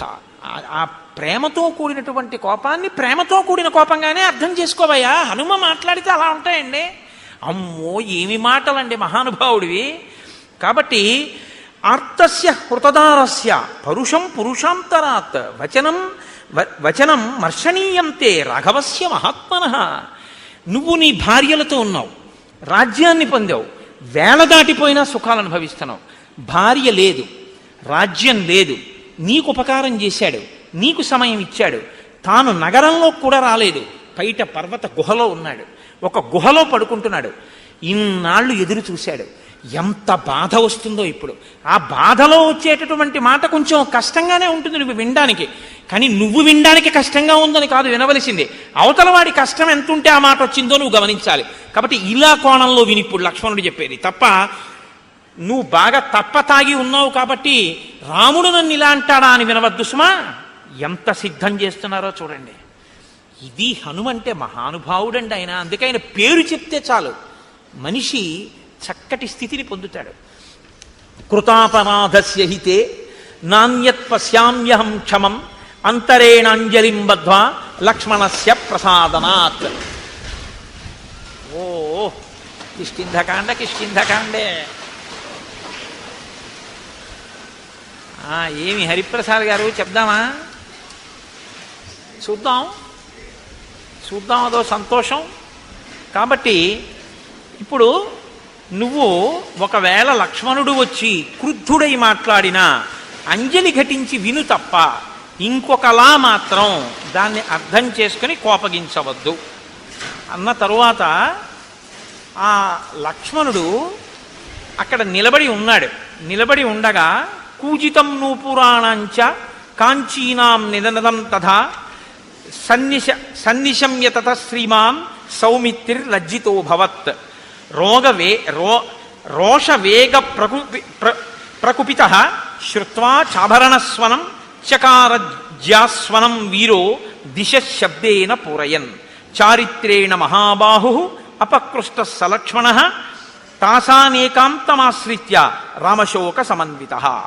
ఆయన అక్కడ నిలబడి ఉండగా లక్ష్మణమూర్తి లోపల స్త్రీల ఆభరణములు అంటే వాళ్ళు పెట్టుకున్నటువంటి వడ్డాణములు, పెట్టుకున్నటువంటి కంకణముల యొక్క ధ్వనులు వినపడ్డాయి. ఆయన స్త్రీలు రాజుతో సంతోషంగా ఏకాంతంగా తిరుగుతూ ఉండగా నేనిక్కడ దగ్గరగా తిరగకూడదు అని సిగ్గు చెందినవాడై పక్కకి వెళ్ళాడు. అది ఆయన చారిత్రం, ఆయన నడవడటువంటిది. కానీ వెంటనే జ్ఞాపకానికి వచ్చింది, మా అన్నయ్య అంత బాధపడుతున్నాడు, ఈ సుగ్రీవుడు ఇక్కడ ఇలా సుఖిస్తున్నాడు. ఆయనకి బాధ కలిగి వెంటనే పిడుగు పడితే ఎటువంటి ధనొస్తుందో, మేఘం ఒక్కసారి గర్జిస్తే ఎటువంటి ధనొస్తుందో అలా టంకారం చేశాడు. చేసేటప్పటికి లోపల ఉన్నటువంటి సుగ్రీవుడు అదిరిపోయాడు. అదిరిపోయి ఆసనం మీద ఉన్నవాడు ఉన్నట్టుగా ఒక్కసారి లేచి నిలబడ్డాడు. నిలబడి తారని పిలిచి అన్నాడు, తారా, ఇంత ఆగ్రహంతో ఉన్నటువంటి లక్ష్మణుడికి నేను ఎదురుపడి మాట్లాడడం కష్టం. నేనున్న పరిస్థితిలో లక్ష్మణుడితో మాట్లాడలేను. కానీ రామలక్ష్మణులు గొప్ప చారిత్రం ఉన్నవారు. నీవు వెళ్ళి ఎదురుగుండా నిలబడి మాట్లాడితే నువ్వు ఏ స్థితిలో ఉన్నా సరే ఆడదాన్ని చూసేటప్పటికి కోపాన్ని వదిలిపెట్టేస్తారు. కాబట్టి నువ్వు వెళ్ళి మాట్లాడు. నువ్వు మాట్లాడడంలో సమర్థురాలివి. నాతో మాట్లాడడానికి వీలైనంత రీతిలో లక్ష్మణుడి కోపం తగ్గిపోయిన తర్వాత నేను వచ్చి మాట్లాడతానన్నాడు. ఇప్పుడు తార లక్ష్మణుడి దగ్గరికి వెళ్ళింది. ఎలా వెళ్ళింది? అది తార గొప్పతనం అండి. కిష్కింధకాండలో ఒక మెరుపు తార. సాప్రస్కలంతి మదవిహ్వలాక్షి ప్రలంబకాంచి గుణహేమ సూత్ర సలక్ష్మణ లక్ష్మణ సన్నిధానం జగామతారా నమితాంగ యష్టి. ఆమె వడ్డాణం వేలాడిపోతోంది, అంటే పెట్టుకుని లేదు. ఆమె మెడలో వేసుకున్నటువంటి హారములన్నీ కూడా పెట్టుకున్న కొక్కెములు జారిపోయి ఊడిపోయి ఉన్నాయి. ఆవిడ బాగా మధువు సేవించి ఉంది. కనుగుడ్లు తిరుగుడు పడి ఉన్నాయి. అంటే ఆమె శరీరం మీద ఉండవలసినటువంటివి ఏవీ సరిగ్గా లేవు. ఆమె అలాగే లేచి నిలబడి స్థిమితంగా నడవలేక తూలుతూ లక్ష్మణమూర్తి దగ్గరికి వచ్చింది. అలా వచ్చినటువంటి తన మిత్రుని యొక్క భార్యని చూసేసేటప్పటికీ అంత లక్ష్మణమూర్తి కూడా నా మిత్రుడి భార్య, నేను ఇలా కళ్ళెత్తి అటువంటి ఆవిడ్ని చూడకూడదని కోపాన్ని తగ్గించుకుని కన్నులు తలొక్కసారి ఉంచి పరమప్రసన్నుడై తన మిత్రుడి భార్య ఎదురుగుండా వచ్చింది కాబట్టి ప్రశాంతుడై పక్కకి నిలబడ్డాడు. ఇప్పుడు తారంది, కిం కోపమూలం మనుజేంద్రపుత్ర కస్తేన సంతిష్టతి వాగ్నిదేశే కశుష్కవృక్షం వనమాపతంతం దావాగ్నిమాసీదతి నిర్విశంక. లక్ష్మణ, ఏమి అలా అక్కడ నిలబడిపోయావు? ఎండిపోయినటువంటి చెట్లతో కూడినటువంటి వనంలో దావాగ్ని ప్రవేశిస్తే అటువంటి దావాగ్నితో కూడుకున్నటువంటి పెద్ద అగ్నిహోత్రం ఎండిపోయిన చెట్లని కాల్చుకుంటూ వస్తుంటే ధైర్యంగా దానికి ఎదురు వెళ్ళిన వాడు ఎవరు నీకు అపకారం చేశారు? కిమయం కామవృత్తస్తే లుప్త ధర్మార్థ సంగ్రహ భర్త భర్తృహితే యుక్తే నచైనం అవబుధ్యసే. లక్ష్మణమూర్తి అన్నారు, నీ భర్త ధర్మార్థ కామముల యొక్క సమన్వయాన్ని మర్చిపోయి కామోపభోగమునందు అనురక్తి కలిగి చెయ్యవలసిన కర్తవ్యాన్ని విడిచిపెట్టేసి ప్రమాదాన్ని కొని తెచ్చుకుంటున్నటువంటి విషయం నీకు తెలియదా తారా? నచింతయతి రాజ్యార్థం నాస్మాన్ శోకపరాయణాన్ సామాత్య పరిషత్ తారే కామమేవోపసేవతే. ఆయన రాజ్యాన్ని పట్టించుకోవట్లేదు, మంత్రుల్ని పట్టించుకోవట్లేదు, మంత్రులకి దర్శనం ఇవ్వట్లేదు, కేవలం కామాన్ని సేవిస్తున్నాడు. అలా ఉండడం తప్పు కాదా? సమాసాంశ్చతుర కృత్వా ప్రమాణం ప్లవగేశ్వర వ్యతీంతాంస్తాన్ మదవ్యగ్రో విహరన్నావబుధ్యతే. ఆయన ప్రత్యుపకారం చేస్తాను అని రామచంద్రమూర్తికి మాట ఇచ్చి రాముడి వలన ఉపకారం పొంది సమాసాం చతుర 4 నెలలు అయిపోయినా కుత్వా ప్రమాణం ప్లవగేశ్వర చేసినటువంటి మాట మరిచిపోయి వ్యతీతాంస్తాన్ మదవ్యగ్రో మదంచేత తాను చెప్పినటువంటి మాట తప్పిపోయి ఇలా తిరుగుతుండడం తప్పు కాదా? అంటే తారంది, నకోపకాల క్షితిపాలపుత్ర నచాతి కోప స్వజనీ విధేయ తదర్థకామస్య జనస్య తస్య ప్రమాదమప్యర్కసి వీరసోఢుం. నాయన లక్ష్మణ, నువ్వు కోపించవలసినటువంటి సమయం ఇది కాదు. 2, నీ వారి యందు నువ్వు కోపం పెట్టుకోవచ్చా? నీ స్వజనుడయా సుగ్రీవుడు, తప్పు చేస్తే నువ్వు దిద్దాలి, అంతేకాని నువ్వు ఆయన మీద కోపం పెట్టుకోవడం ఏమిటి? కాబట్టి నువ్వు ఈ కోపాన్ని వెంటనే విడిచిపెట్టేటటువంటి ప్రయత్నం చెయ్యి. పైగా సుగ్రీవుడు కామాన్ని అనుభవిస్తూనే మీ కార్యాన్ని సాధించడానికి కావలసినటువంటి ప్రయత్నం చేస్తున్నాడు. సైన్యాన్ని పిలిపించడానికి నీలుడికి ఆదేశం ఇచ్చి ఉన్నాడు. ఈ మాట చెప్పారు కాబట్టి లక్ష్మణమూర్తి ఆగారు. హనుమ ఆనాడు వచ్చి ఎంత రక్షించారో చూడండి. కాబట్టి అధిక గుణములు కలిగినటువంటి వాడు ఎప్పుడూ కూడా తక్కువ గుణములు కలిగినటువంటి వాడిని క్షమించగలిగినటువంటి వాడై ఉండాలి. అంతేకాని అధిక గుణములు కలిగినటువంటి వాడు నీచమైన గుణములున్న వాడి పట్ల క్రోధంతో ఉంటే దానివల్ల ఉపకారం ఏముంటుంది? కాబట్టి నీ కోపాన్ని నిగ్రహించుకో. జానామి రోషం హరివీరబంధో జానామి కార్యస్య చ కాలసంగం జానామి కార్యం త్వయ్యత్కృతం నః తచ్చాపి జానామి యదత్ర కార్యం. చేసినటువంటి పని ఏమిటో నాకు తెలుసు, చెయ్యనటువంటి పని ఏమిటో నాకు తెలుసు, వేళ మించిపోయిందని నాకు తెలుసు, ఇప్పుడు చెయ్యవలసినటువంటి మహోపకారం ఏమిటో కూడా నాకు తెలుసు. తం కామవృత్తం మమ సన్నికృష్టం కామాభియోగాచ్చ నివృత్తలజ్జం క్షమస్వ తావత్ పరవీరహంత తద్భ్రాతరం వానరవంశనాథం. నాయన, విశేషమైనటువంటి కామంచేత సిగ్గు అనేటటువంటి మాట విడిచిపెట్టి భోగం అనుభవిస్తూ సుగ్రీవుడు ఇప్పుడు నా దగ్గరే ఉన్నాడు లోపల మందిరంలో. అటువంటి సుగ్రీవుణ్ణి నీ సోదరుడిగా భావించి నువ్వు క్షమించవలసింది. మహర్షయో ధర్మ తపోభికామాః కామానుకామాః ప్రతిబద్ధమోహాః అయం ప్రకృత్యా చపలకపిస్తు కథం న సజ్జేత సుఖేషు రాజా. ఇంతకాలం ఎక్కడో పర్వత శిఖరాల మీద తిరిగాడు. సుఖం అంటే ఏమిటో తెలియదు. ఇంతకాలానికి రాజ్యము భార్య దొరికాయి. కాబట్టి కామంలో అన్నిటినీ మరిచిపోయాడు. కాబట్టి నాయన, నీవు ఈ విషయాన్ని దృష్టిలో పెట్టుకొని, సుగ్రీవుడు నీకు దాసానదాసుడు. ఆయన అవసరమైతే దేన్నైనా మీకోసం విడిచిపెట్టేస్తాడు. తదాగచ్చ మహాబాహో చారిత్రం రక్షితం తయా అచ్చలం మిత్రభావేన సతాం దారావలోకనం. లోపలికొచ్చి సుగ్రీవుణ్ణి చూడు. సుగ్రీవుణ్ణి నువ్వు చూడడానికి అభ్యంతరం ఏంటి? ఆయన భార్యలతో కూడి ఉండగా లోపలికి ఎలా వస్తానంటావా? మిత్రుడైనటువంటి వాడు, మంచి నడవడి కలిగినటువంటి వాడు, భార్యాసహితుడైన మిత్రుణ్ణి చూడ్డానికి లోపలికి వచ్చినా ఏమీ దోషం లేదు. లోపలికి రమ్మంది. వెళ్ళాడు లక్ష్మణమూర్తి. రుమని ఒక తొడ మీద కూర్చోపెట్టుకుని చుట్టూ వానరకాంతలతో కామోపభోగాన్ని అనుభవిస్తూ కనుగుడ్లు తిరుగుడు పడుతూ బాగా మధుపానాసక్తుడై హారములు చెదిరిపోయి ఉన్నాడు ఆ సుగ్రీవుడు. లక్ష్మణమూర్తిని చూడగానే ఒక్కసారి ఎగిరి ఆ పైనుంచి కిందకి దూకాడు. ఆసనం మించి నిలబడ్డాడు. నిలబడితే లక్ష్మణమూర్తి అంటారు, లక్ష్మణమూర్తి యొక్క ఆగ్రహం ఎలా ఉందో వాతావరణం కూడా అలాగే ఉంది. కాబట్టి యస్తు రాజాస్థితో ధర్మే మిత్రాణం ఉపకారిణం మిథ్యాప్రతిజ్ఞాం కురితే కోనృశంసతర స్తతః. మిత్రుడికి ఉపకారం చేస్తాను అని చెప్పి ఆ మాట మరిచిపోయినటువంటి వాణ్ణి క్రూరుడు అని పిలుస్తారు. శతం అశ్వాన్ ఋతే హంతి సహస్రంతు గవాన్ ఋతే ఆత్మానం స్వజనం హంతి పురుషాన్ ఋతే. ఒక గోవునిస్తానని ఇవ్వనివాడు ఒక గుర్రాన్ని ఇస్తానని ఇవ్వకపోతే 100 గుర్రాల్ని చంపేసినట్టు. ఒక గోవునిస్తానని ఇవ్వకపోతే 1000 గోవుల్ని చంపినట్టు. మనుష్యుడికి ఒక ఉపకారం చేస్తానని చెయ్యకపోతే వాడు తన బంధువుల్ని చంపి తనని తాను చంపుకున్నట్టు. కాబట్టి మాట ఇచ్చి తప్పిన వాడికి ఎప్పుడూ ప్రాయశ్చిత్తం లేదు. బ్రహ్మగారు చెప్పారు ఒకనాడు, సుగ్రీవ బ్రహ్మగ్నే చ సురాపే చ చోరే భగ్నవ్రతే తథా నిష్కృతార్హితాసిద్భిః కృతఘ్నే నాస్తి నిష్కృతి. బ్రహ్మహత్య చేసిన వాడికి, సురాపానం చేసిన వాడికి, దొంగతనం చేసిన వాడికి, వ్రతం చేస్తానని చెయ్యని వాడికి నిష్కృతి ఉంది. కానీ కృతఘ్నుడై చేసిన ఉపకారం మరిచిపోయిన వాడికి మాత్రం ఒక్కనాటికి ప్రాయశ్చిత్తం లేదు. కాబట్టి ఈ గ్రామ్యభోగాన్ని అనుభవించడం మానేసి చెయ్యవలసిన ఉపకారాన్ని చెయ్యి. లేకపోతే వాలి వెళ్ళిన మార్గం మూసుకుపోలేదని గుర్తుంచుకో. రాముడు చెప్పాడు ఈ మాట అని చెప్తే, తారా మహాతల్లండి, ఆవిడ వెంటనే లేచింది. నాయనా, నువ్వంత కోపంగా మాట్లాడకూడదు. ఎందుకో తెలుసా? ఒక్కటే కారణం, రాముని వలననే ఈ రాజ్యం కలిగింది, రాముని వలనే ఈ సుఖం కలిగింది. సుగ్రీవుడికి ఆ విషయం తెలుసు.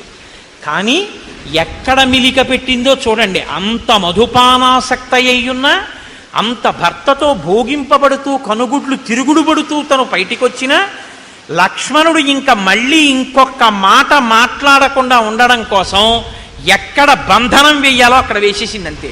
వేసేసేటప్పటికి ఇంత లక్ష్మణమూర్తి ఇక మాట్లాడడం కుదరలేదు. ఆవిడంది, నాయనా నువ్వు ఇవాళ ఈ మాట అంటున్నావు, కానీ ఒక్క మాట గుర్తుపెట్టుకో, సహిప్రాప్తం నజానీతే కాలం కాల విదాంబర విశ్వామిత్రో మహాతేజా కిం పునర్య పృథగ్జన. విశ్వామిత్రుడంతటి మహర్షి మేనకతో రమిస్తూ కాలాన్ని మర్చిపోయాడు. ఒక చపల చిత్తమైనటువంటి వాడు వానరుడు కామోపభోగానికి లొంగిపోయాడు. ఇన్నాళ్ళు సుఖమన్న మాట తెలియకుండా తిరిగినవాడు ఇవాళ ఆయన కామోపభోగానికి లొంగిపోయి మాట మరిచిపోతే అది పెద్ద విశేషమా? కాబట్టి దాని గురించి నువ్వు అంత మనసులో పెట్టుకోకూడదు, క్షమించు. ఇప్పుడు లక్ష్మణుడు ఇంకో మాట అన్నాడు అనుకోండి, విశ్వామిత్రుడి మీద మాట పెరుగుతుంది. తన గురువుని తాను అవమానింపజేసుకోవచ్చా? విశ్వామిత్రుడు అంతటి వాడు లొంగిపోయాడు అంది. అందుకని మీరు రాముడి దగ్గర నిల్చోండి. కాబట్టి ఆయన ఏమీ బెంగ పెట్టుకోవద్దు నాయన, కార్యం జరుగుతుంది, విడిచిపెట్టు. అప్పుడు లక్ష్మణమూర్తి చెప్పినటువంటి మాటలకి సుగ్రీవుడు ఆ తార చెప్పిన మాటలకి లక్ష్మణమూర్తి శాంతించారు. సుగ్రీవుడు లేచి నిలబడి, నాది పొరపాటైపోయింది, నా తప్పు మన్నించు, నేను తప్పకుండా ఉపకారం చేస్తాను, నా ఐశ్వర్యము ప్రాణస్థా శ్రీశ్చ కీర్తిశ్చ కపిరాజ్యంచ శాశ్వతం రామ ప్రసాదాత్ సౌమిత్రే పునఃప్రాప్తం ఇదం మయా. ఇవన్నీ నాకు రాముడి వల్ల వచ్చినవే, కాబట్టి ఆయనకి నేను ఉపకారం చెయ్యడమా? ఆయన వెనక వస్తే చాలు, కార్యాలన్నీ నడిచిపోతాయి. ఆయనే ఈ 3 లోకములను శాసించగలడు. ఒక బాణంతో 7 సాలవృక్షములను, పర్వత శిఖరమును, పాతాళాన్ని కొట్టినవాడు రావణుణ్ణి కొట్టలేడా? ఏదో నాకు కీర్తినివ్వడానికి వెంట రమ్మంటున్నాడు, తప్పకుండా వస్తాను, ఉపకారం చేస్తానన్నాడు. హనుమని పిలిచారు, దశ దిశల నుంచి వానరముల్ని పిలవమన్నారు. అబ్బో ఎన్ని పర్వతాల నుంచో, మహేంద్రగిరి, హిమవత్ పర్వతము, వింధ్యాచలము, కైలాసము, సముద్రాల దగ్గర నుంచి, తాపవనం దగ్గర నుంచి, పద్మతాళవనం నుంచి, అంజనాద్రి నుంచి, మనస్సిల గుహ, మేరు పర్వతం, మహారుణ పర్వతం నుంచి అనేక మంది వానరులు, కొన్ని కోట్ల మంది, 3 కోట్ల మంది అంజనాద్రి నుండి, అలాగే అస్తాద్రి నుండి 10 కోట్ల మంది, 1000 కోట్ల మంది కైలాస శిఖరం మించి, హిమవత్ పర్వతం మించి కొన్ని 1000 కోట్లు, ఎర్రటి వర్ణం కలిగినటువంటి వాళ్ళు వింధ్య పర్వతం మించి కొన్ని కోట్లు, ఇంతమంది వానరులు బయలుదేరి వచ్చేశారు. వచ్చేస్తే రామచంద్రమూర్తి దగ్గరికి సుగ్రీవుడు లక్ష్మణ సహితుడై వెళ్ళాడు. వెళ్ళి పాదముల మీద పడి నమస్కరించాడు. నాది పొరపాటైపోయింది, మన్నించండి అన్నాడు. ఒక్కసారి చుట్టూ చూశారట. చుట్టూ చూస్తే యథార్థంగా కిష్కింధకాండలో చెప్పిన వర్ణనతోటే నేను ఉపన్యాసాన్ని పూర్తి చేస్తున్నాను. ఆనాడుట భూమి అంతా కూడా ఒక్కసారి పరాగము పైకి లేచిందిట. గాలికి చెట్లన్నీ అల్లల్లాడిపోయేట. ఆ పర్వతాలు, శిఖరాలు, నదులు ఎక్కడ చూసినా వానరాలే. ఆకాశమంతా చీకటి కమ్మేసిందిట. కొన్ని కోట్ల వానరములు, రేపు వివరంగా చెప్తాను, అద్భుతములు, శంఖములు, లెక్కలు చెప్పడం కుదరదు. కోటిని కోటి పెట్టి హెచ్చవేస్తే ఎన్ని సున్నలు వస్తాయో అన్ని కోట్ల మంది వానరములు వచ్చేసాయి. 10 రోజులలో రాకపోతే చంపేస్తానన్నాడు సుగ్రీవుడు. కొండలు నిండిపోయాయి, పర్వతాలు నిండిపోయాయి, శిఖరాలు నిండిపోయాయి, చెట్లు నిండిపోయాయి. వాళ్ళు వస్తున్నటువంటి వేగానికి చెట్లు కదిలిపోయాయి. భూమి మీద ఉన్నటువంటి పరాగమంతా లేచిపోయింది. ఎక్కడ చూసినా భల్లూకములు, లాంగూలములు, వానరములతో కిష్కింద చుట్టుపక్కల అంతా నిండిపోయి వానరములనేటటువంటి వర్షం వచ్చిందా అన్నట్టుగా ఉండిపోయింది. అంతా చీకటి కమ్ముకుపోయింది. అటువంటి చోట పరమ సంతోషంతో రామచంద్రమూర్తి మనసు చల్లబడింది. అందరూ సంతోషించారు. సుగ్రీవుడు లేచి రామచంద్రమూర్తికి నమస్కరించారు. రామచంద్రమూర్తి ఎంతో ప్రసన్నులయ్యారు. ఒక్కసారి ఆ వానరులందరి వంక చూశారు. ఓ వర్షం వచ్చే ముందు మేఘాలతో ఆకాశం ఎలా నిండుతుందో అలా నిండిపోయింది ఆకాశమని సాక్షాత్తు వాల్మీకి మహర్షి వర్ణించారు. అందరి మనసులు చల్లబడ్డాయని వర్ణించారు. యథార్థంగా అదే స్థితిలో ఇవాల్టి ఉపన్యాసాన్ని నేను పూర్తి చేస్తున్నాను. రేపటి రోజున దీని యొక్క వివరణ రేపు సాయంకాలపు ఉపన్యాసంలో చేస్తాను. మనకేం భయం లేదు. తక్కువేమి మనకు రాముండొక్కడుండు వరకు. ఆయన అనుగ్రహం కిష్కింధకాండలో ఇంకా సీతాన్వేషణానికి హనుమ బయలుదేరిపోతున్నారు. ఇంకన్నీ చల్లని వార్తలే. చల్లబడిపోవాలి కిష్కింధకాండ చివరకు వచ్చేటప్పటికి. మీకు యథార్థం చెప్తున్నాను, ఎందుకంటే ఇక మంగళవార్తలు ప్రారంభం అయ్యాయి. అంతే, లోకం కూడా చల్లబడింది. ఇన్ని వానరములు వచ్చేటప్పటికి మరి వాయువేగం ఎలా ఉంటుందండి? ఒక్కొక్కడు ఎంతంత వేగం. అందుకే చూడండి ఎలా ఉందో వాతావరణం కూడా. శ్రీరామాయణం ప్రత్యక్షంగా ఆవిష్కరింపబడింది. మనం రామనామం చెప్పి మంగళం చెప్దాం. కోరి కొలిచిన వారికెల్లను కొంగు బంగారు రామనామము. రామనామము రామనామము రమ్యమైనది రామనామము. అండపిండ బ్రహ్మాండములకు ఆధారమైనది రామనామము. రామనామము రామనామము రమ్యమైనది రామనామము. వాదభేదాతీతమగు వైరాగ్యమే శ్రీరామనామము. రామనామము రామనామము రమ్యమైనది రామనామము. సకల జీవులలోన వెలిగే సాక్షిభూతము రామనామము. రామనామము రామనామము రమ్యమైనది రామనామము. నీలమేఘశ్యామలము నిర్మలము శ్రీరామనామము. రామనామము రామనామము రమ్యమైనది రామనామము. శాంతి సత్య అహింస సమ్మేళనము శ్రీరామనామము. రామనామము రామనామము రమ్యమైనది రామనామము. మరణకాలమునందు ముక్తికి మార్గమగు శ్రీరామనామము. రామనామము రామనామము రమ్యమైనది రామనామము. పండు వెన్నెల కాంతి కలిగిన బ్రహ్మనాదము రామనామము. రామనామము రామనామము రమ్యమైనది రామనామము. దట్టమైన గాఢాంధకారము రూపుమాపును రామనామము. రామనామము రామనామము రమ్యమైనది రామనామము. మంగళాశాసనపరై మదాచార్య పురోగమై సర్వైశ్చ పూర్వైరాచార్యై సత్కృతాయాస్తు మంగళం. మంగళం కోసలేంద్రాయ మహనీయ గుణాత్మనే చక్రవర్తి తనూజాయ సర్వభౌమాయ మంగళం. ఉమాకాంతాయ కాంతాయ కామితార్థప్రదాయినే శ్రీగిరీశాయ దేవాయ మలినాథాయ మంగళం. కరచరణకృతం వా కర్మవాక్కాయజం వా శ్రవణనైనజం వా మానసం వాపరాధం విహితం వా సర్వమేత్తక్షమస్వ. శివ శివ కరుణాబ్ధే శ్రీమహాదేవ శంభో. సర్వం శ్రీ ఉమామహేశ్వర పరబ్రహ్మార్పణమస్తు. స్వస్తి.